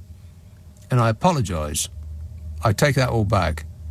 How can anybody spend 12 grand on a meal and they don't drink alcohol? Explain that to me, I double dare you. This is LBC with Nick Abbott. Call 0345 6060 973. Tweet at LBC. Text 84850. You've got a good, your mind is a little bit, you know what I mean, three-dimensional. No, I have no idea what you mean, hippie. Esther says, they, as in slugs, feed birds and hedgehogs. But I hate them too, says Esther. They've gobbled up so many of my plants, often in a single night. We have more in Bournemouth than I've ever seen anywhere. Right. Yeah, I'm not sure. I mean, there's other insects. I don't think that we need slugs. Rebecca says, slimers are nature's hoovers. Don't use blue slug pellets. They poison hedgehogs and other wildlife. The only creatures that do not benefit ecology are humans and cockroaches. Well, the humans part, yes. Cockroaches, they must have some purpose because there's just so blooming many of them. They're everywhere. I mean, we are so lucky in this country that we don't have a major insect problem. You go anywhere else and you got mosquitoes that will bite you to death. I mean, you go to America, they've got mosquitoes the size of Volkswagens. They suck all of the blood out of your body in just one go. And they have other things that we can't even imagine. Like, have you ever seen a June bug? I mean, really? It's like a huge flying moth with razor blades for wings. And that's not an exaggeration. They touch you on flight and they will slice through your skin with their wings. How do they do that? Nobody knows. Get David Attenborough on the phone. He'll explain it to us. Yeah, cockroaches. We don't have much of those. I mean, every day, I suppose a restaurant near you will have a cockroach problem, no doubt. Disgusting. But houses, not so much. But in America, the people that picked me up from that redneck cafe in Wyoming were heading west right enough. I wanted to go to California, but they were going to Oregon. And I thought, oh, well, why not? Go to Oregon. I ended up spending ages with them for long, well, it's not boring reasons, actually, it's just mind-boggling reasons. But I was there with them for about a month. All they had to eat was bread. I mean, that's pretty much all they ate. And because it was like white sliced American bread, it's just foam, basically. So they had to toast it. And in their shack, in the middle of nowhere, near Grants Pass, which you can only say with an American accent because it just sounds wrong with an English accent. Grants Pass. No, it's Grants Pass. Near there, they would put the bread in the toaster, and without a word of exaggeration, dozens of cockroaches would flee as that instrument heated up. God, they were absolutely everywhere. It was revolting. I stayed there for a month. 0345 6060 973. Relatively near there, San Francisco. Hello, Mike. Hello there, Nick. One of the main reasons I was calling was that you and I have a happy birthday coming up. A happy birthday. Yes.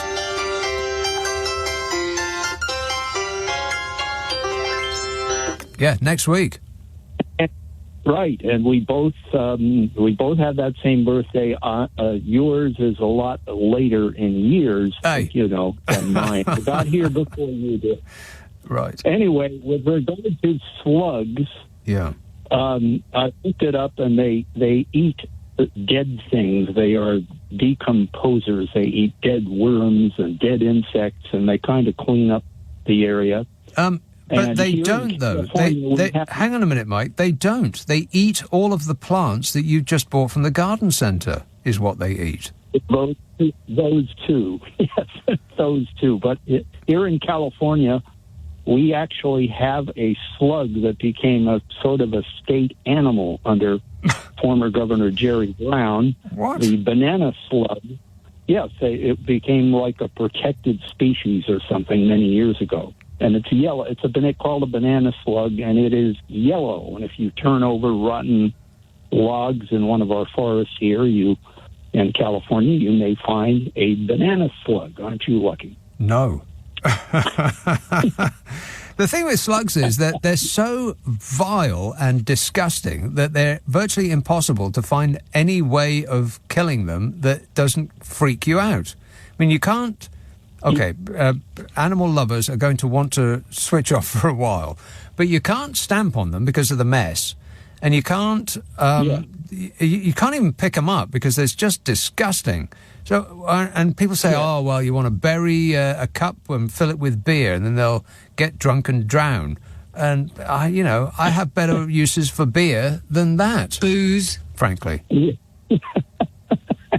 Yes, that's true, but it's as I say, it's a state animal, and then you've already heard from people that said, oh, well, they're important because they are food for other animals, which are important to us. The other day at home here, I saw something on the floor of a bathroom, and I thought, uh-oh, that's an insect of some kind that it should not be here. And I looked at it closer, and it was the smallest lizard I have ever seen. If he was an inch long, I'd be surprised. And, I ordinarily kind of swat it because I thought it was an insect, which is a class of creatures I think, we could mostly do without. Right. I'm the only one that feels that way. But he was a lizard, and I managed somehow to pick him up, and I did open the door, went outside, opened the door, and let him out. Right. Yeah.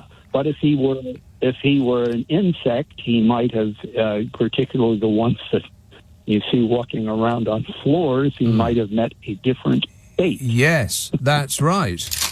You could have shot him.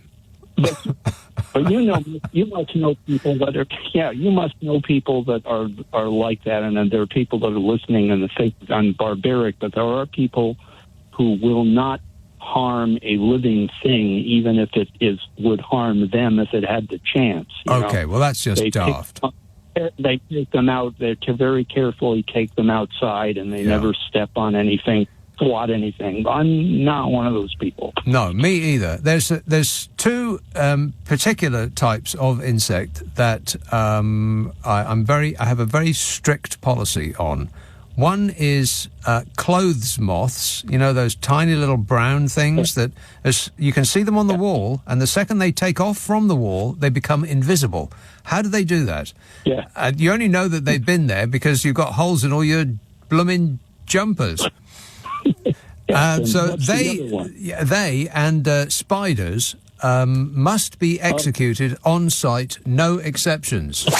Unless the spider is so big that I don't want to actually make a mess, and then I use the captured in a glass and chuck it outside.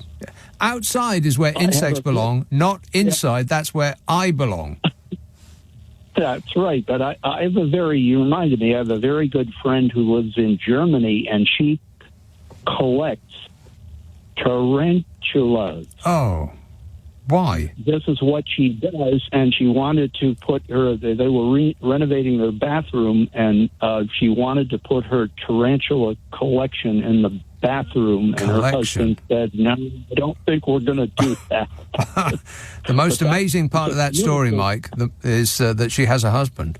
Can you believe that? Yeah. No, he's a good guy. He used to be a doorman at the Savoy Hotel. Been hit in the head a lot. I understand. And she's very nice. She's beautiful, and she loves animals. But the wrong ones. I have never. Well, she likes the furry ones too, but I've never met anyone that insisted on collecting. But apparently there are people out there that do that. There's trade in them, if you can believe that. No, I can't. Wait, you do swapsies with tarantulas? Well, now I've heard it all. They send them, the people, they're a very rare species, and I think they send them back and forth and whatever. But, now I like snakes. I don't have a problem with snakes. Oh, come on. I was a little boy. No, what is to like about a snake? Oh, they're cool. Well, that's cool. true. Many of them are pretty. Most of them are not poisonous, and they don't bother you except if you're in Australia, where everything is poisonous. Right. But I bet if you climbed into the mountains near San Francisco, you'd find rattlers, wouldn't you? Must do.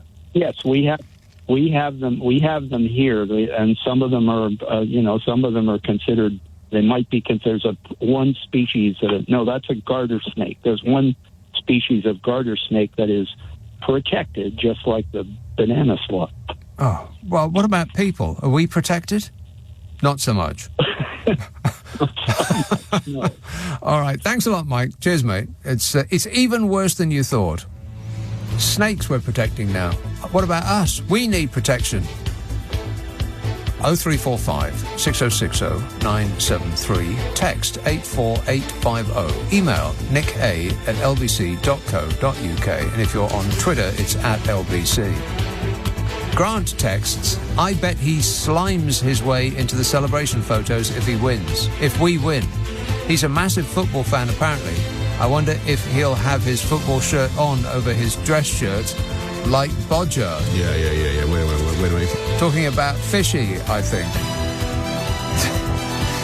Yeah, no doubt he will take the credit if we win. Yeah, I don't doubt that for a second. On your radio, on Global Player, and Play LBC. leading Britain's conversation. This is LBC.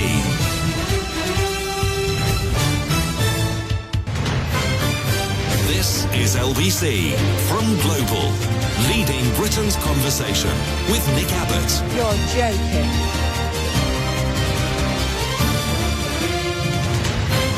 So they opened their big mouths and out came talk. Talk. Who are the people that are demanding that a government minister goes and hot-foots it over to Australia to watch a football match? Who are the people that are demanding this? And who is demanding that Wills, out of Wills and Whatsit, follows along? In another plane, no doubt. Who is saying that this must happen? Because I don't get it. It's a mystery, as Toya used to say. Some messages along that on that subject. Wait a minute, where are they? I'm sure they were. I was reading them just 1 minute ago. Oh, well, never mind. Bromley, Jonty. Hey, Nick, how are you doing? Good, thanks. Ah, good. I was speaking with your researcher, and they said you were talking about MPs going across to Australia, and I think it's quite wrong. Like, surely use this opportunity to build your relationship with your constituents. Go to a local pub, especially if MPs are calling for, licensing laws to be sort of ignored during this point, which I think is great. I mean, it's the first time we've had an England team in a final, right? Surely we should get behind them. What is the point of flying to Australia to see a football match? How is that going to help anybody? Exactly, especially when they're probably ones telling us that global warming and climate crisis is happening. So, no, these are Tories that are going to be going over there. They're not remotely interested in climate change or global warming. Either way, it doesn't matter. They all say it's going on. So, why are you getting on a jet or, an EasyJet flight, whatever you're doing to get across to Australia? It's 24 hours or whatever to get across there. Why are you going? Go watch it in your local pub with your constituencies. Have the atmosphere, a proper British atmosphere, right, where we can get behind the ladies. I think you are completely correct in every respect. Cheers, Jonty. 0345 6060 973. What on earth is the point of them going there? It's as though the papers have got this, I don't know, it's like another campaign. Oh, well, they'd go if it was the men's match. Well, would they? Australia? I mean, what benefit it would come to either us or the team from them being there? I mean, it's not like that Wills, out of Wills and Whatsit, is going to change the result if he goes there. He's not a lucky mascot. And James Cleverly isn't going to help at all. And neither is whoever is this week's Minister for Fun. I don't really understand the point of them going at our expense. I mean, can you imagine how much a hotel room will cost around the wherever it is that they're playing? I don't even know where they're playing. Where are they playing? Where is it? Find out now for you. He's going to find out now for me. Wherever they're playing, hotel rooms will have been booked up years ago. There won't be a single solitary hotel room available. So what they're going to be doing is hiring entire houses or overpaying to get whatever suites are still available, because the inexpensive rooms will have all have gone. Sydney, right. All the inexpensive rooms will have gone. And by inexpensive, I mean going at 3-4 times the normal rate, because they jack up the price as soon as something major is happening in their area. Of course they do. So the cheap rooms, say £500 a night, they will have all gone. The presidential suite at £5,000 a night, that may still be available. And that's the one they're going to stay at. Oh, no. At our expense. Damn it. Yes. And they want separate rooms, and they'll probably want separate flights because, one person's schedule won't correspond to the other person. So Cleverly will get on his own flight, and then the Minister for Fun will get on her own flight. And if Will's out of Wills and What's It goes, then he'll probably take an entire plane. No point. Margaret says, slugs make their way back to their garden even from a mile or so away. Do they? Well, that's alarming, isn't it? Homing slugs. Sam says, have you ever stood on a... have you... This is horrible. You might want to, if you're eating a hot dog right now, you might want to put it down. Sam says, have you ever stood on a slug barefooted? I would say it's probably worse than eating one, he says. Oh, God. I'm pulling my feet up off the ground just thinking about it. Meanwhile, even worse than that, Havant. Lauren. Hello, Nick. Lauren. Thank you for making me giggle every weekend. Oh, thanks. I've got the most horrific story about a slug that I thankfully have no memory of because I was only about 18 months old. Ah. But back in the day, when you and I were young, they used to chuck children out in the garden quite a lot, apparently. Yes. Mm-hmm. And so I was out in the garden, and my dad said he looked out the kitchen window, and he said to my mum, what's she chewing? Oh. He said, and he came out and he put his finger in my mouth like a Pop Goes the Weasel, and out came the biggest, fattest brown slug with an orange, he went into great detail, orange bottom. Oh. He said I was soggy with slug juice, and I've been chewing for at least 3 minutes. Oh, my God. I know, isn't it disgusting? That is beyond awful, Lauren. I know. I sort of wish they never told me. I could have lived my life without knowing that. Yeah, and then you told me. I know, I've told the world. Yeah. I've told Barbara from Havant, who I'd really like to get another coffee with, because I agree with everything the lady ever says. Right. She's a regular caller. Is she? Hello, Barbara. Hello, Barbara. Right. From Lauren. I'm going to... Yeah, you need to go brush your teeth straight away, Lauren. Oh, my God. I'm going to go and rinse with Corsadil mouthwash. That's an excellent idea. Yeah. All right. Cheers, my dear. Thanks a lot. Stu texts, £12,000 on a meal at Disneyland. Did he eat Mickey Mouse stuffed in a swan?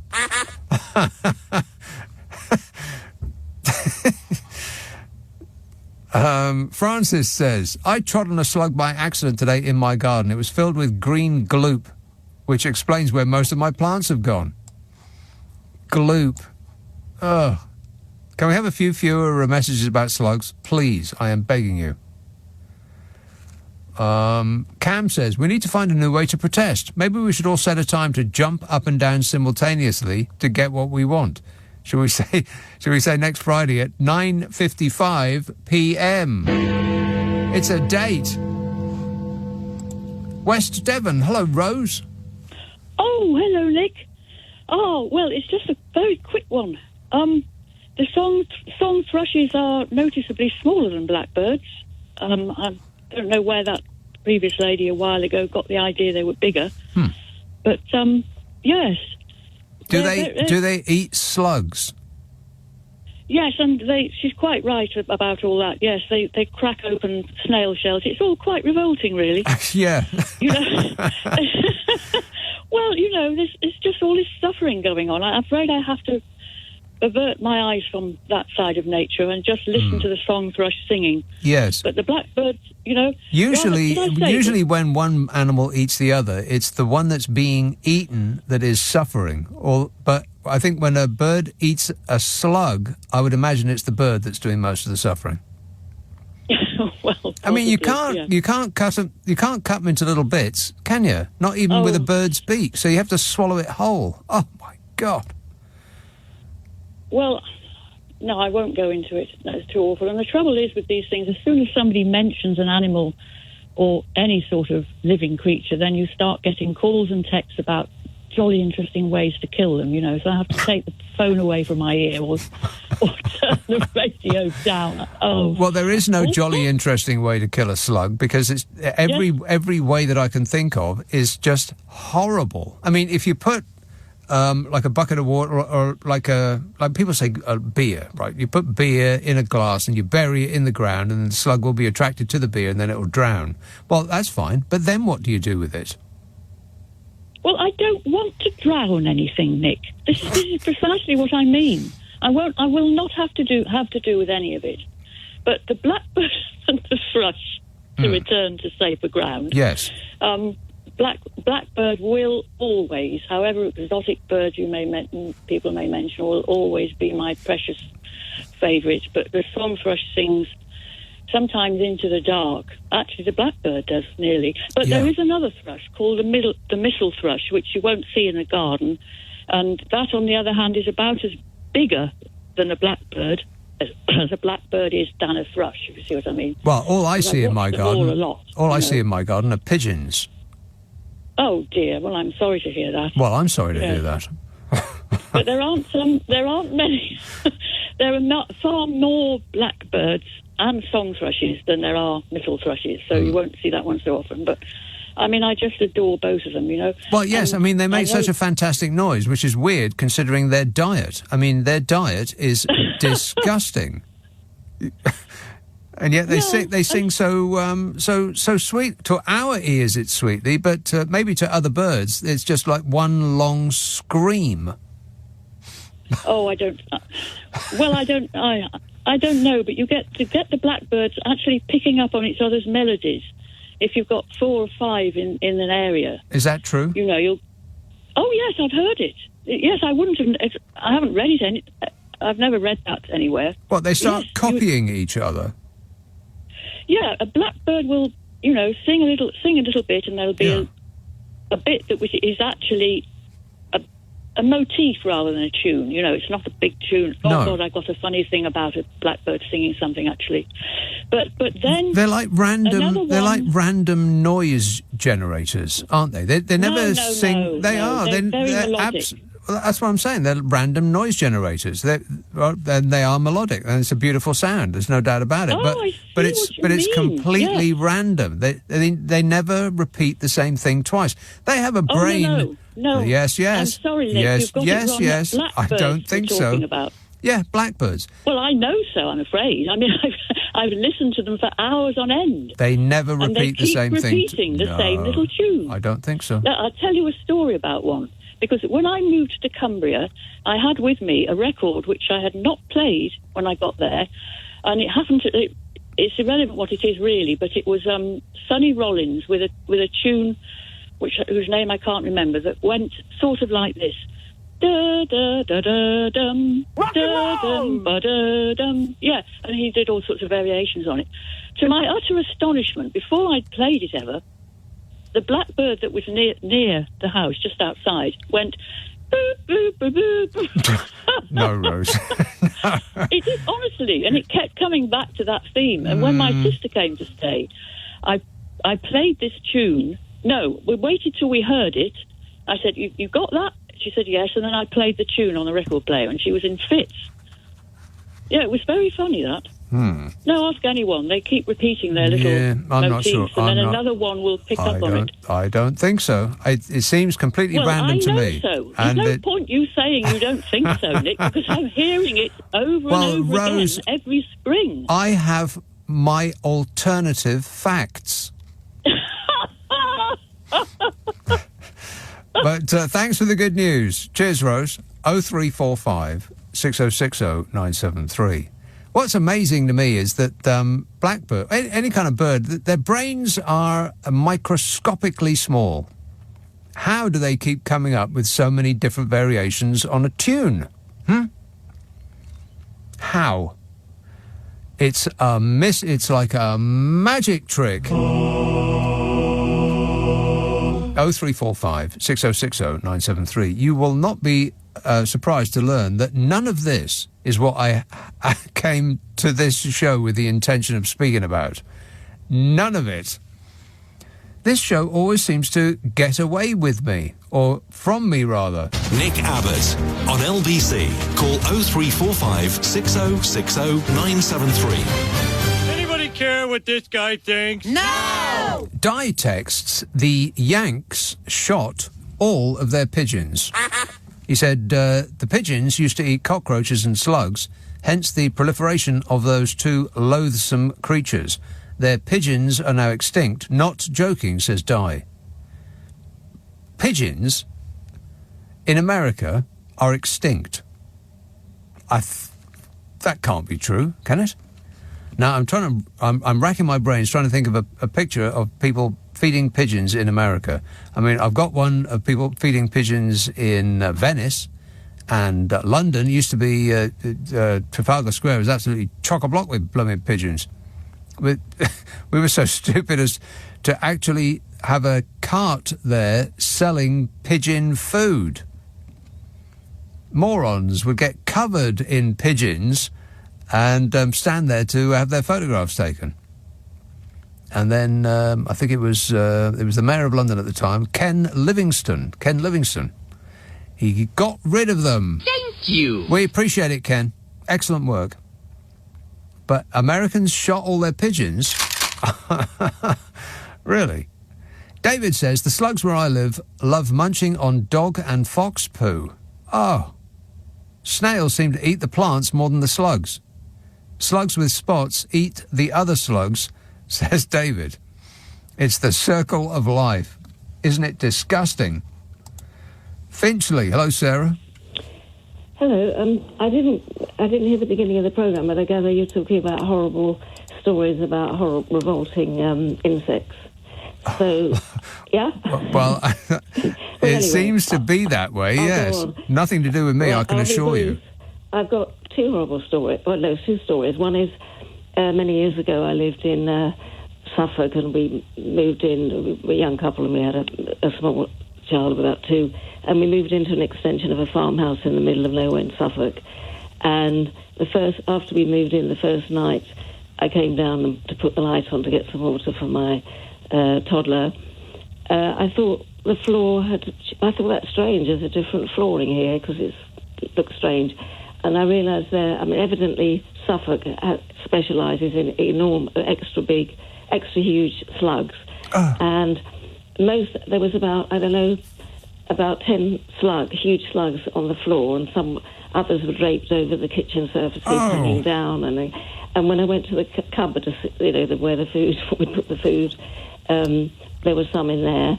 And we spoke to the farmer, and to cut it short, it took about a month to get rid of them.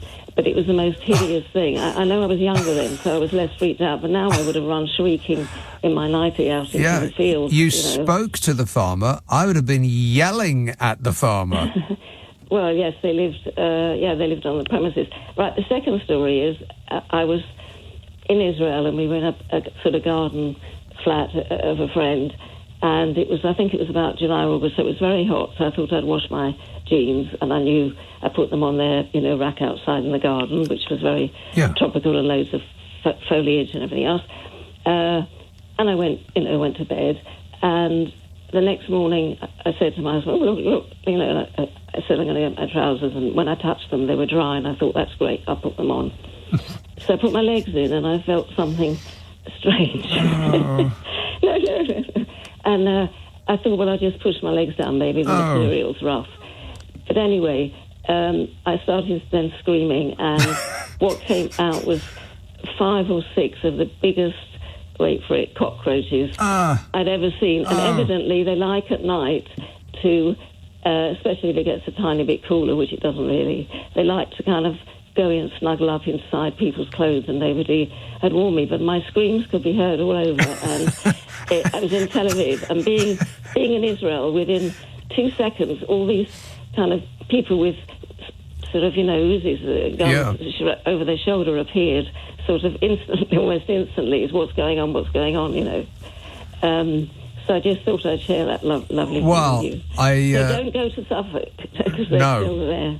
I'm striking it off my to-do list, yes. Well, I appreciate your efforts, Sarah. Can you have a prize for the most revolting story? I think the one about the kid eating it was beyond. I think that's a winner so far. No, you shouldn't have. It's horrible thought. But little kids don't know, do they? They eat all sorts of things, but we won't go there, will we? No. Right, well, thanks for freaking us out even more, Sarah. Okay. Read that one. Angie says, while we're on the subject, oh God, grip on something firm, it's about to get worse. Oh no. It says, while we're on the subject, UK spider season starts now. Getting cold outside tempts them to come inside your home from mid-August to late September, and I'm talking huge ones, says Angie. Shut up, Angie. I mean it. Edinburgh, Thomas. Hi, Nick. Thomas. I was just listening earlier, and one of your callers, you had said to them, it's all fine killing the snails, but what happens to them then? And I have the answer to your question. Yes. Because when I was a child in the 90s, my grandmother had this small little business where she sold plants, right? And she had 2 glass houses, and she had a polytunnel. And the bane of her life were slugs and snails. Yeah. So what she used to do at night time was, the minute it would get dark, I would be recruited to go out with her with a flashlight, and she would have a bottle of salt, and she would pour salt up and down the tunnels, around the glass houses, all the rest of it, and the later it got, the more you would get. And basically the salt killed them. And your question about, well, what do you do with them then? Yeah. She thought she had doing a service for her birds, because her birds ate them all up, and you would get up in the morning, there wouldn't be a slug or a snail found. They were all gone. What kind of birds? Just like whatever garden birds were around. Oh, right, because okay. They basically loved these salty snacks. Yeah, salty snacks.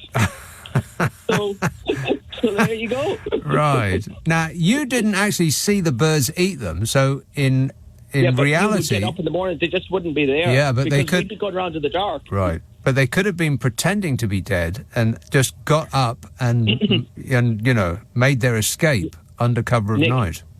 Nick, I can tell you one thing. The woman was thorough. Woman was what? She was thorough with her salting.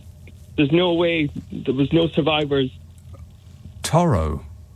No, as in she made... when she would go around with it. Thorough, yeah, right.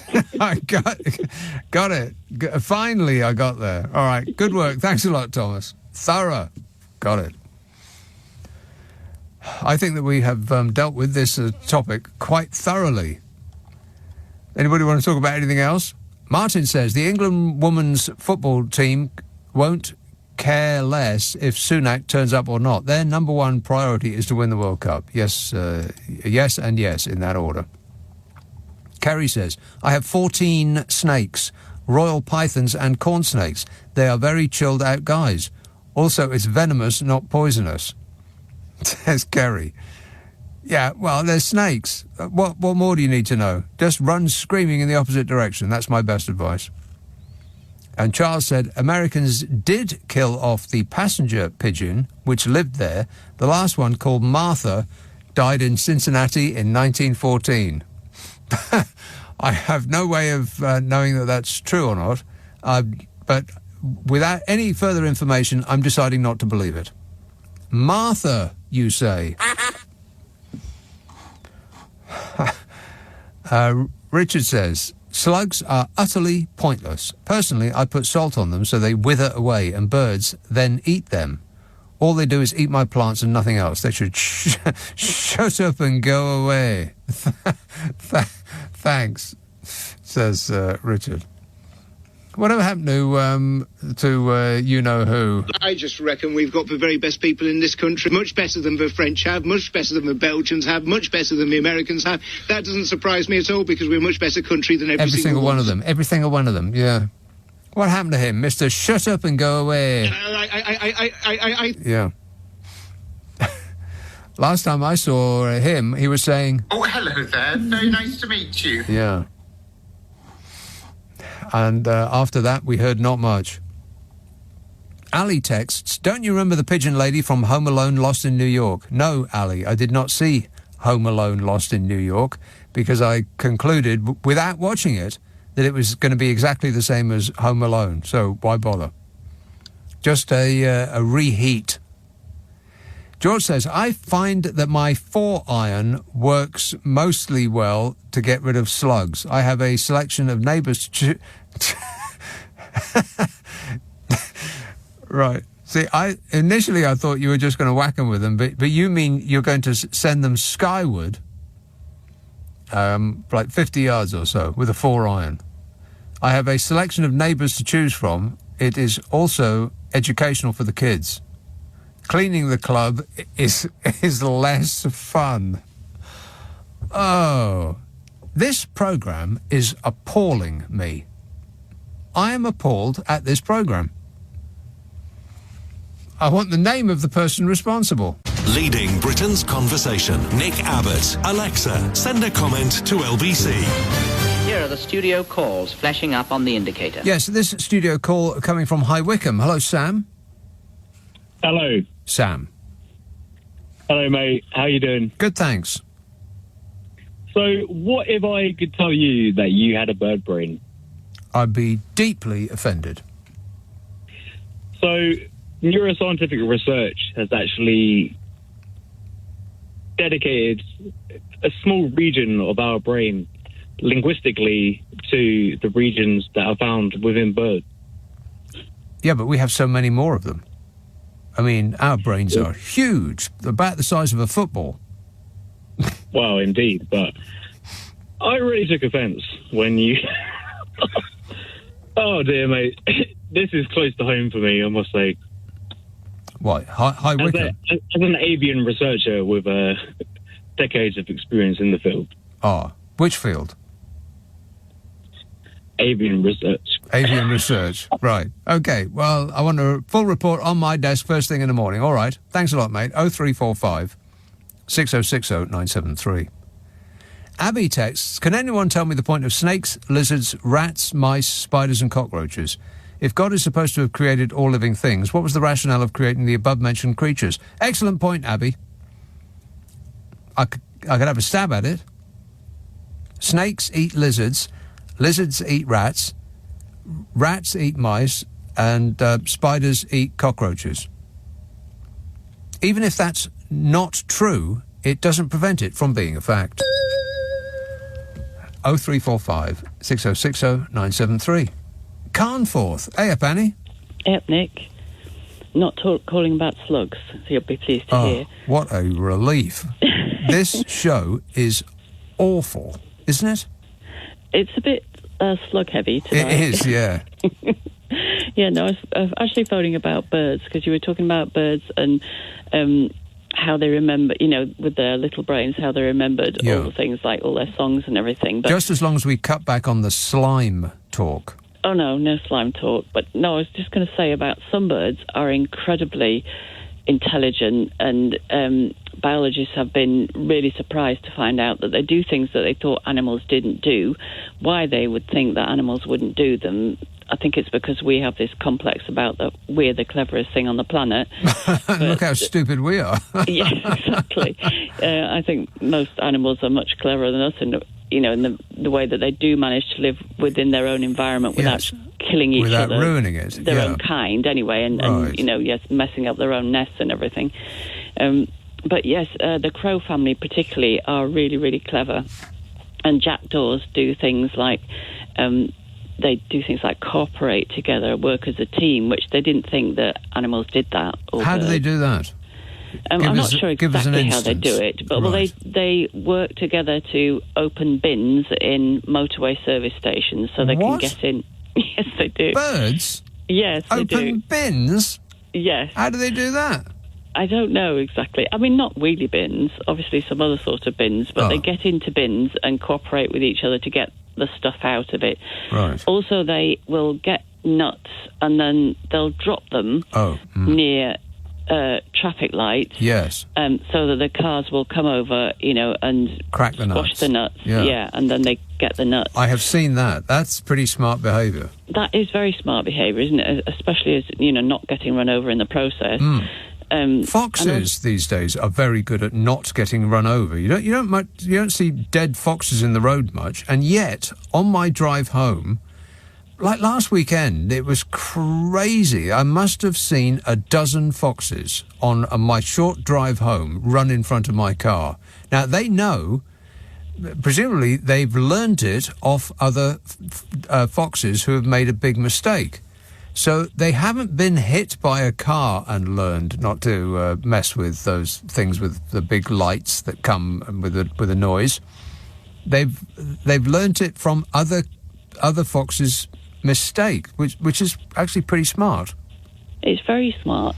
And, the way some animals birds particularly, can mimic, like minor birds, and also just birds like starlings. I was listening to a programme a few years ago now about starlings who were living in Scotland in a croft that was no longer habited, and they'd learnt the noise of it. It was something to do with a tractor or some noise that they mimicked, and they were still making it years later, so they must have been learning it off each other, even though this noise wasn't really in the environment anymore. But why would they do that, though? I mean, why am I asking you? I've no idea. Why would you know? I don't know, but we get jackdaws. Well, we don't get any birds here. We don't feed any birds here anymore because we've got... Well, my partner's not able to anymore. He used to do it, but also we've got two cats that live to hunt. Oh, cats. Right. No, cats that live to hunt, so we wouldn't be kind to invite them into the garden. No. But we did always have the bird feeders out, and we look out onto a crag opposite, and on the crag, which is all rocky at the front, there's loads and loads, hundreds of jackdaws nest in there, and they used to come down, and those fat ball feeders where they have like big holes in the feeders so that the birds, I call them the Boris. Yeah. Wait a minute. Fat ball feeder. Yeah. Fat ball feeders. Yeah, and. They used to come and they would wait till the little birds had made the fat balls really small. And obviously the little birds couldn't take them away, but because they were a lot bigger and had big beaks, they would just get their beaks in. They'd judge them when they just got to the right size and be able to pull them out through the bars, and then they'd fly off back to the quarry and give it to their families. Oh, see, this is a little bit too intelligent for me. I'm beginning to get concerned because eventually the animal kingdom, some animal in the animal kingdom will realise that us stupid, slow-moving bags of fat aren't going to put up much resistance if they pick on us. I mean, even if it was something as small as a squirrel, if you were attacked by a squirrel, you'd run screaming from the area, wouldn't you? Now, never mind about foxes. If foxes figured out that when we emerge from the big place with bags, then that's a supermarket and that's food in those bags. If they just ganged up on us and just took out, a couple of us as we were coming out of Tesco's, then that's it for the human race. Yeah, definitely. I mean, I don't think you were saying we needed protecting from the critters, meaning the cockroaches and all the rest of it. But actually, they need protecting from us. But they're pretty smart. I mean, our cats. One day, the carers were coming in from the shopping, and they'd bought a few bags of cat biscuits, and they were inside a big carrier bag, and they just put the carrier bag down on the floor, went outside to the car to bring the rest of the stuff in. The cat must have heard that there were the right noise rattling inside the bag. So she broke into the carrier bag, then broke into the bag of biscuits, which they're quite thick. She just attacked it and ripped it. And this is all in a few seconds. And by the time the carer had come back, she got her face stuffed into the bag of biscuits and was munching away before she'd even been able to put them away. So they cotton onto things, and they know the sound of the door. They're like Pavlov's dogs, the cupboard door where their food is kept. It has a bit of a squeak on it, and whenever they hear that squeak, they're there at that second. Well, I've seen a seagull go into a supermarket with the automatic doors. It waited outside for a person to go in to open the doors. It popped inside, selected a pre-made sandwich from the shelf, and then waited at the door for another human to come in and open the door for it, and then waddled outside. Oh, that's so smart. Yeah, I mean, we don't give animals the credit they're due. We really don't. We're so up ourselves. We think we're so smart and intelligent, and look at the mess we're making everywhere. Well, that is true. Yeah, we're pretty for a being that's so smart. We're pretty stupid. We are. I think we're the most stupid creatures on the planet, and I think we're a pest species. I think we're just ruining it for every other creature that is who true. lives quite happily. I mean, hedgehogs aren't going around causing mayhem, are they? Although we're destroying them at a rate of knots. The thing that gets me about birds is how they can fly through a tree without bashing into it. How do they do that? They can, never mind about a tree, they can fly into a bush and land on a branch without knocking itself out. How do they do that? I know, it's incredible, isn't it? And they can fly thousands of miles to the same place in Africa from here every year and then come back. Well, it's like they've got a holiday home. How do you do that as well? Yeah. All right. It's a mystery. It is a mystery, yeah, no doubt. All right, good work. Thanks a lot, Annie. 0345 6060 973. None of what we've talked about tonight is what I had in mind to chat about with you this evening. But, you know, as usual, this show just gets right away from me. So I guess this evening when I come in, I'll talk about what I was supposed to talk about tonight.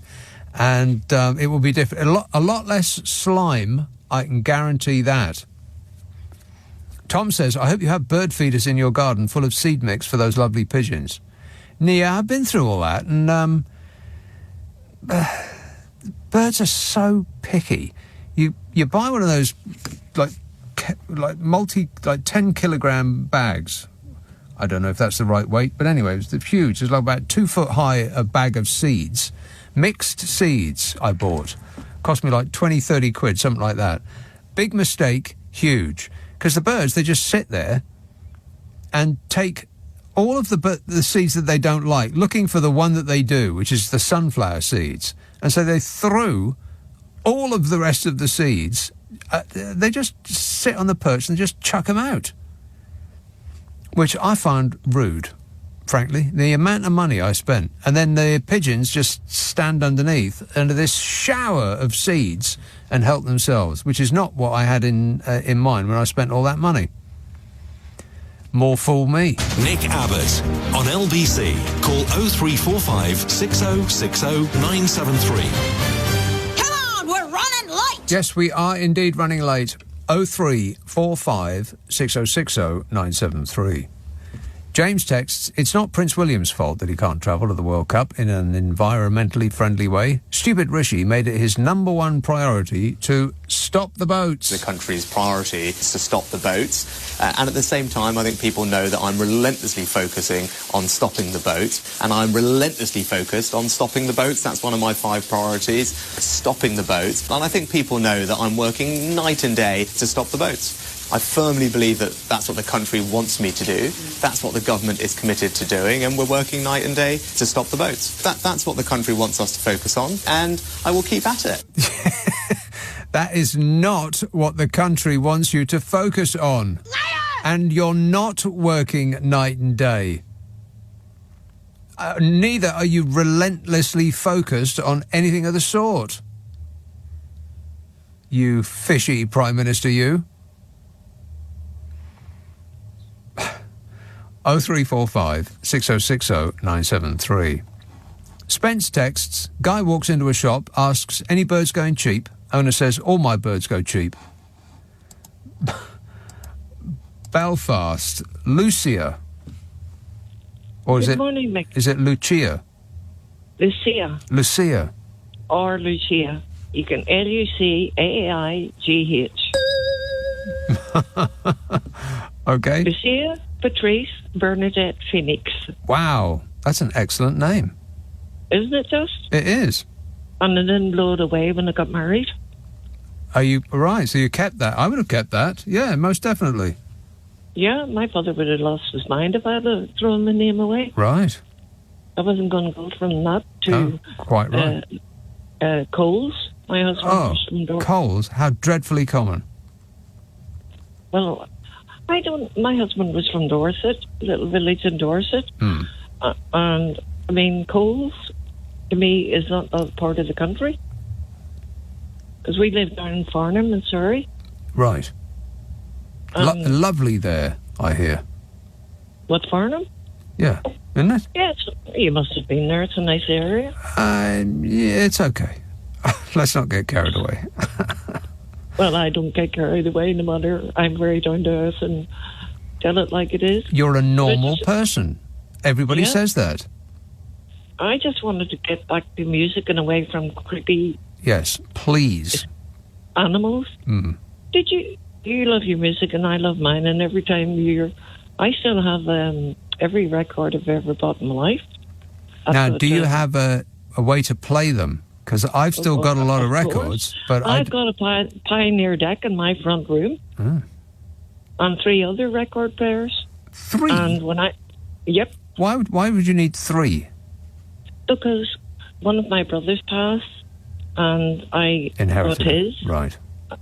Of different rooms, so if the mood takes you could play 3 records at the same time. Well, it's almost like like spinning plates, keeping them all going at the same time. No, I wouldn't do that to myself.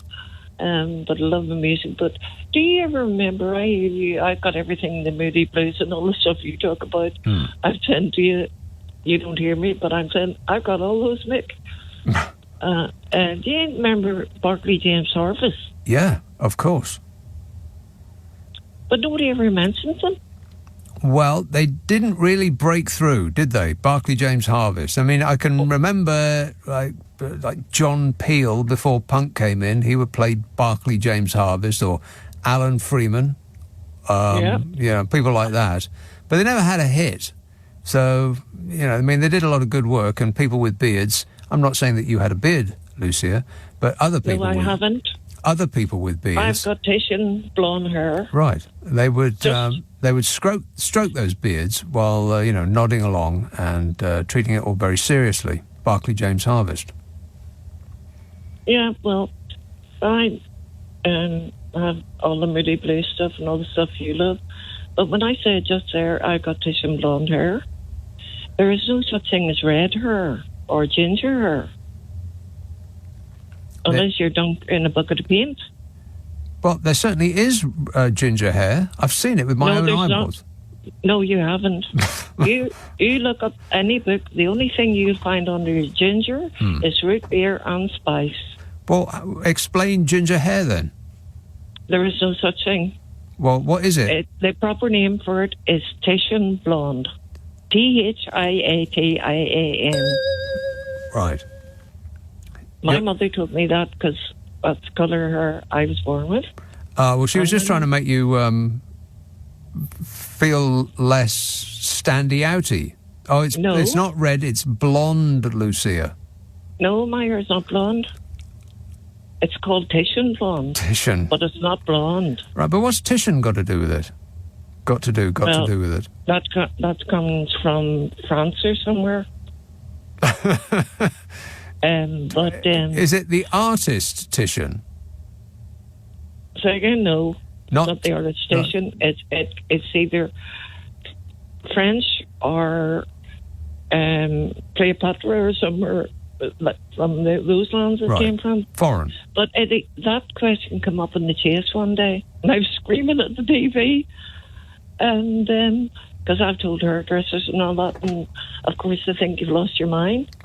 And, Yeah. I mean, if you're sat screaming at the TV in the middle of the day, then that is a possibility you must consider. Yes, you have in fact lost your mind. The answer was Pigeon blonde on the chase. But what was the question? What is the proper name for an so-called red hair? And the proper answer is Titian blonde. Yep. But it's not blonde. No, it's not blonde. It's a beautiful colour. Well, you'll get no argument from me there, but I think if it looks ginger and if it feels gingerish and if you think it's ginger, it's ginger. Do you know where that thing came from? Ginger nut biscuits. Well, because the biscuit itself looks ginger. Yeah. Yeah, because they've got ginger in them. No. Yeah. Do they? But there's no such thing as ginger in your hair. Right. I get out of that one without moving. Okay. Well, I think that we've covered that. Yes, we have. But I just wanted to get away from creepy animals and slugs. Anything other than more slug talk. Yeah. Good work. And fishy sumac. Oh, but you know what I want? What? That Hazard and Marbles will come to see the girls' football on Sunday morning, because I'll be up supporting them. Hazard and Marbles. Hazard and Marbles, you call them? Are you talking about Hazard and Sparkles? Sorry, yes. Hazard. Yes. Nobody's spoken about their potential, because they're halfway there, right? Are they? More or Yes, less. they are, They're in aren't they? California. Yes, they Yeah, are. that's they've taken at least 10 hours off the flight to Australia, so they could go. Yeah, sure. Do you know what? I think that really would be a good feather in his cap. And leave the rest of them. Well, the press would find it difficult to come up with a way in which to paint that in a bad light, but I'm sure they'd find a way. Yeah, but the people in the UK have crucified Sparkles and Hazard, or Hazard and Sparkles. Not the people, the papers. The people may have gone along with it, but it's the papers that did it. The people didn't feel particularly badly about either of them until the papers whipped up this storm and painted them as the worst human beings that ever existed. Do you know what? I never even saw that girl as a person of colour. I think she's beautiful, and I think she's far more beautiful than Neither did I. I used to watch that Suits show. Have you seen that show, Suits? Yep. Yeah, and it was I enjoyed it. And she was one of the major characters in it, and I had no idea she was a person of colour until they introduced her father on that show. And her father was an old black guy. And I thought, because I just thought that she was... it didn't really occur to me that she was of colour. Yeah. No, or me. It's only when the people started not liking them because Harry decided to get out of it. I don't think it's the people. I think it's the press. But a lot of people go along with it. Well, they go along with it. The amount of people I hear criticising Harry for what he's done, but I'm really glad he has done what he has done. Well, if I were him, I would have got out too. Yep, so would I. Why sit here and just take a pummeling over and over and over again when you could live a very comfortable life in sunny California? I think I would have definitely done that too. Yeah. Yeah, that child had to walk behind his mother's coffin and he wasn't even allowed to cry. That was among the worst things I've seen. Yeah. Yeah. So I'm glad he's done what he did. Get out of that family. Seemed like a cruel and unusual punishment for not doing anything to me. Yeah. All right. For the so-called, I couldn't call that man king. I don't want to call him anything. Well, what? Okay, I can buy that he's king. What I can't buy is that his wife is queen. I mean, there's most people who have lived for the past 50 years in this country, it's a bit difficult to think of anybody else, particularly her, as queen. Well, he was a misogynist, and she was as the third person in the marriage. Oh well, let's not get bogged down in that, shall we? No, I know this late in the day, literally this late in the day. Lucy, I'm going to have to go, but thanks for that. Now tonight when I come back, we're not going to be talking about any of this stuff. It's going to be much more about what I came prepared to speak about, which was not slugs. Believe me.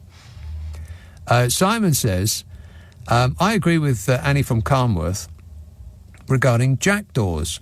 I have 8 in my garden, and the minute I start feeding the ducks, one of the jackdaws will start making a noise, letting the others know that food is around. Also, they will distract the ducks from eating, so another one can take the food. The jackdaws, right? Yes, very, very smart. A little bit too smart, if you ask me. A little bit too smart. Not the ducks.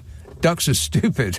No, jackdaws. No, jackdaws. No, jackdaws. No, jackdaws. No, jackdaws. No, jackdaws. No, jackdaws. No, jackdaws. No, jackdaws. No, jackdaws. No, jackdaws.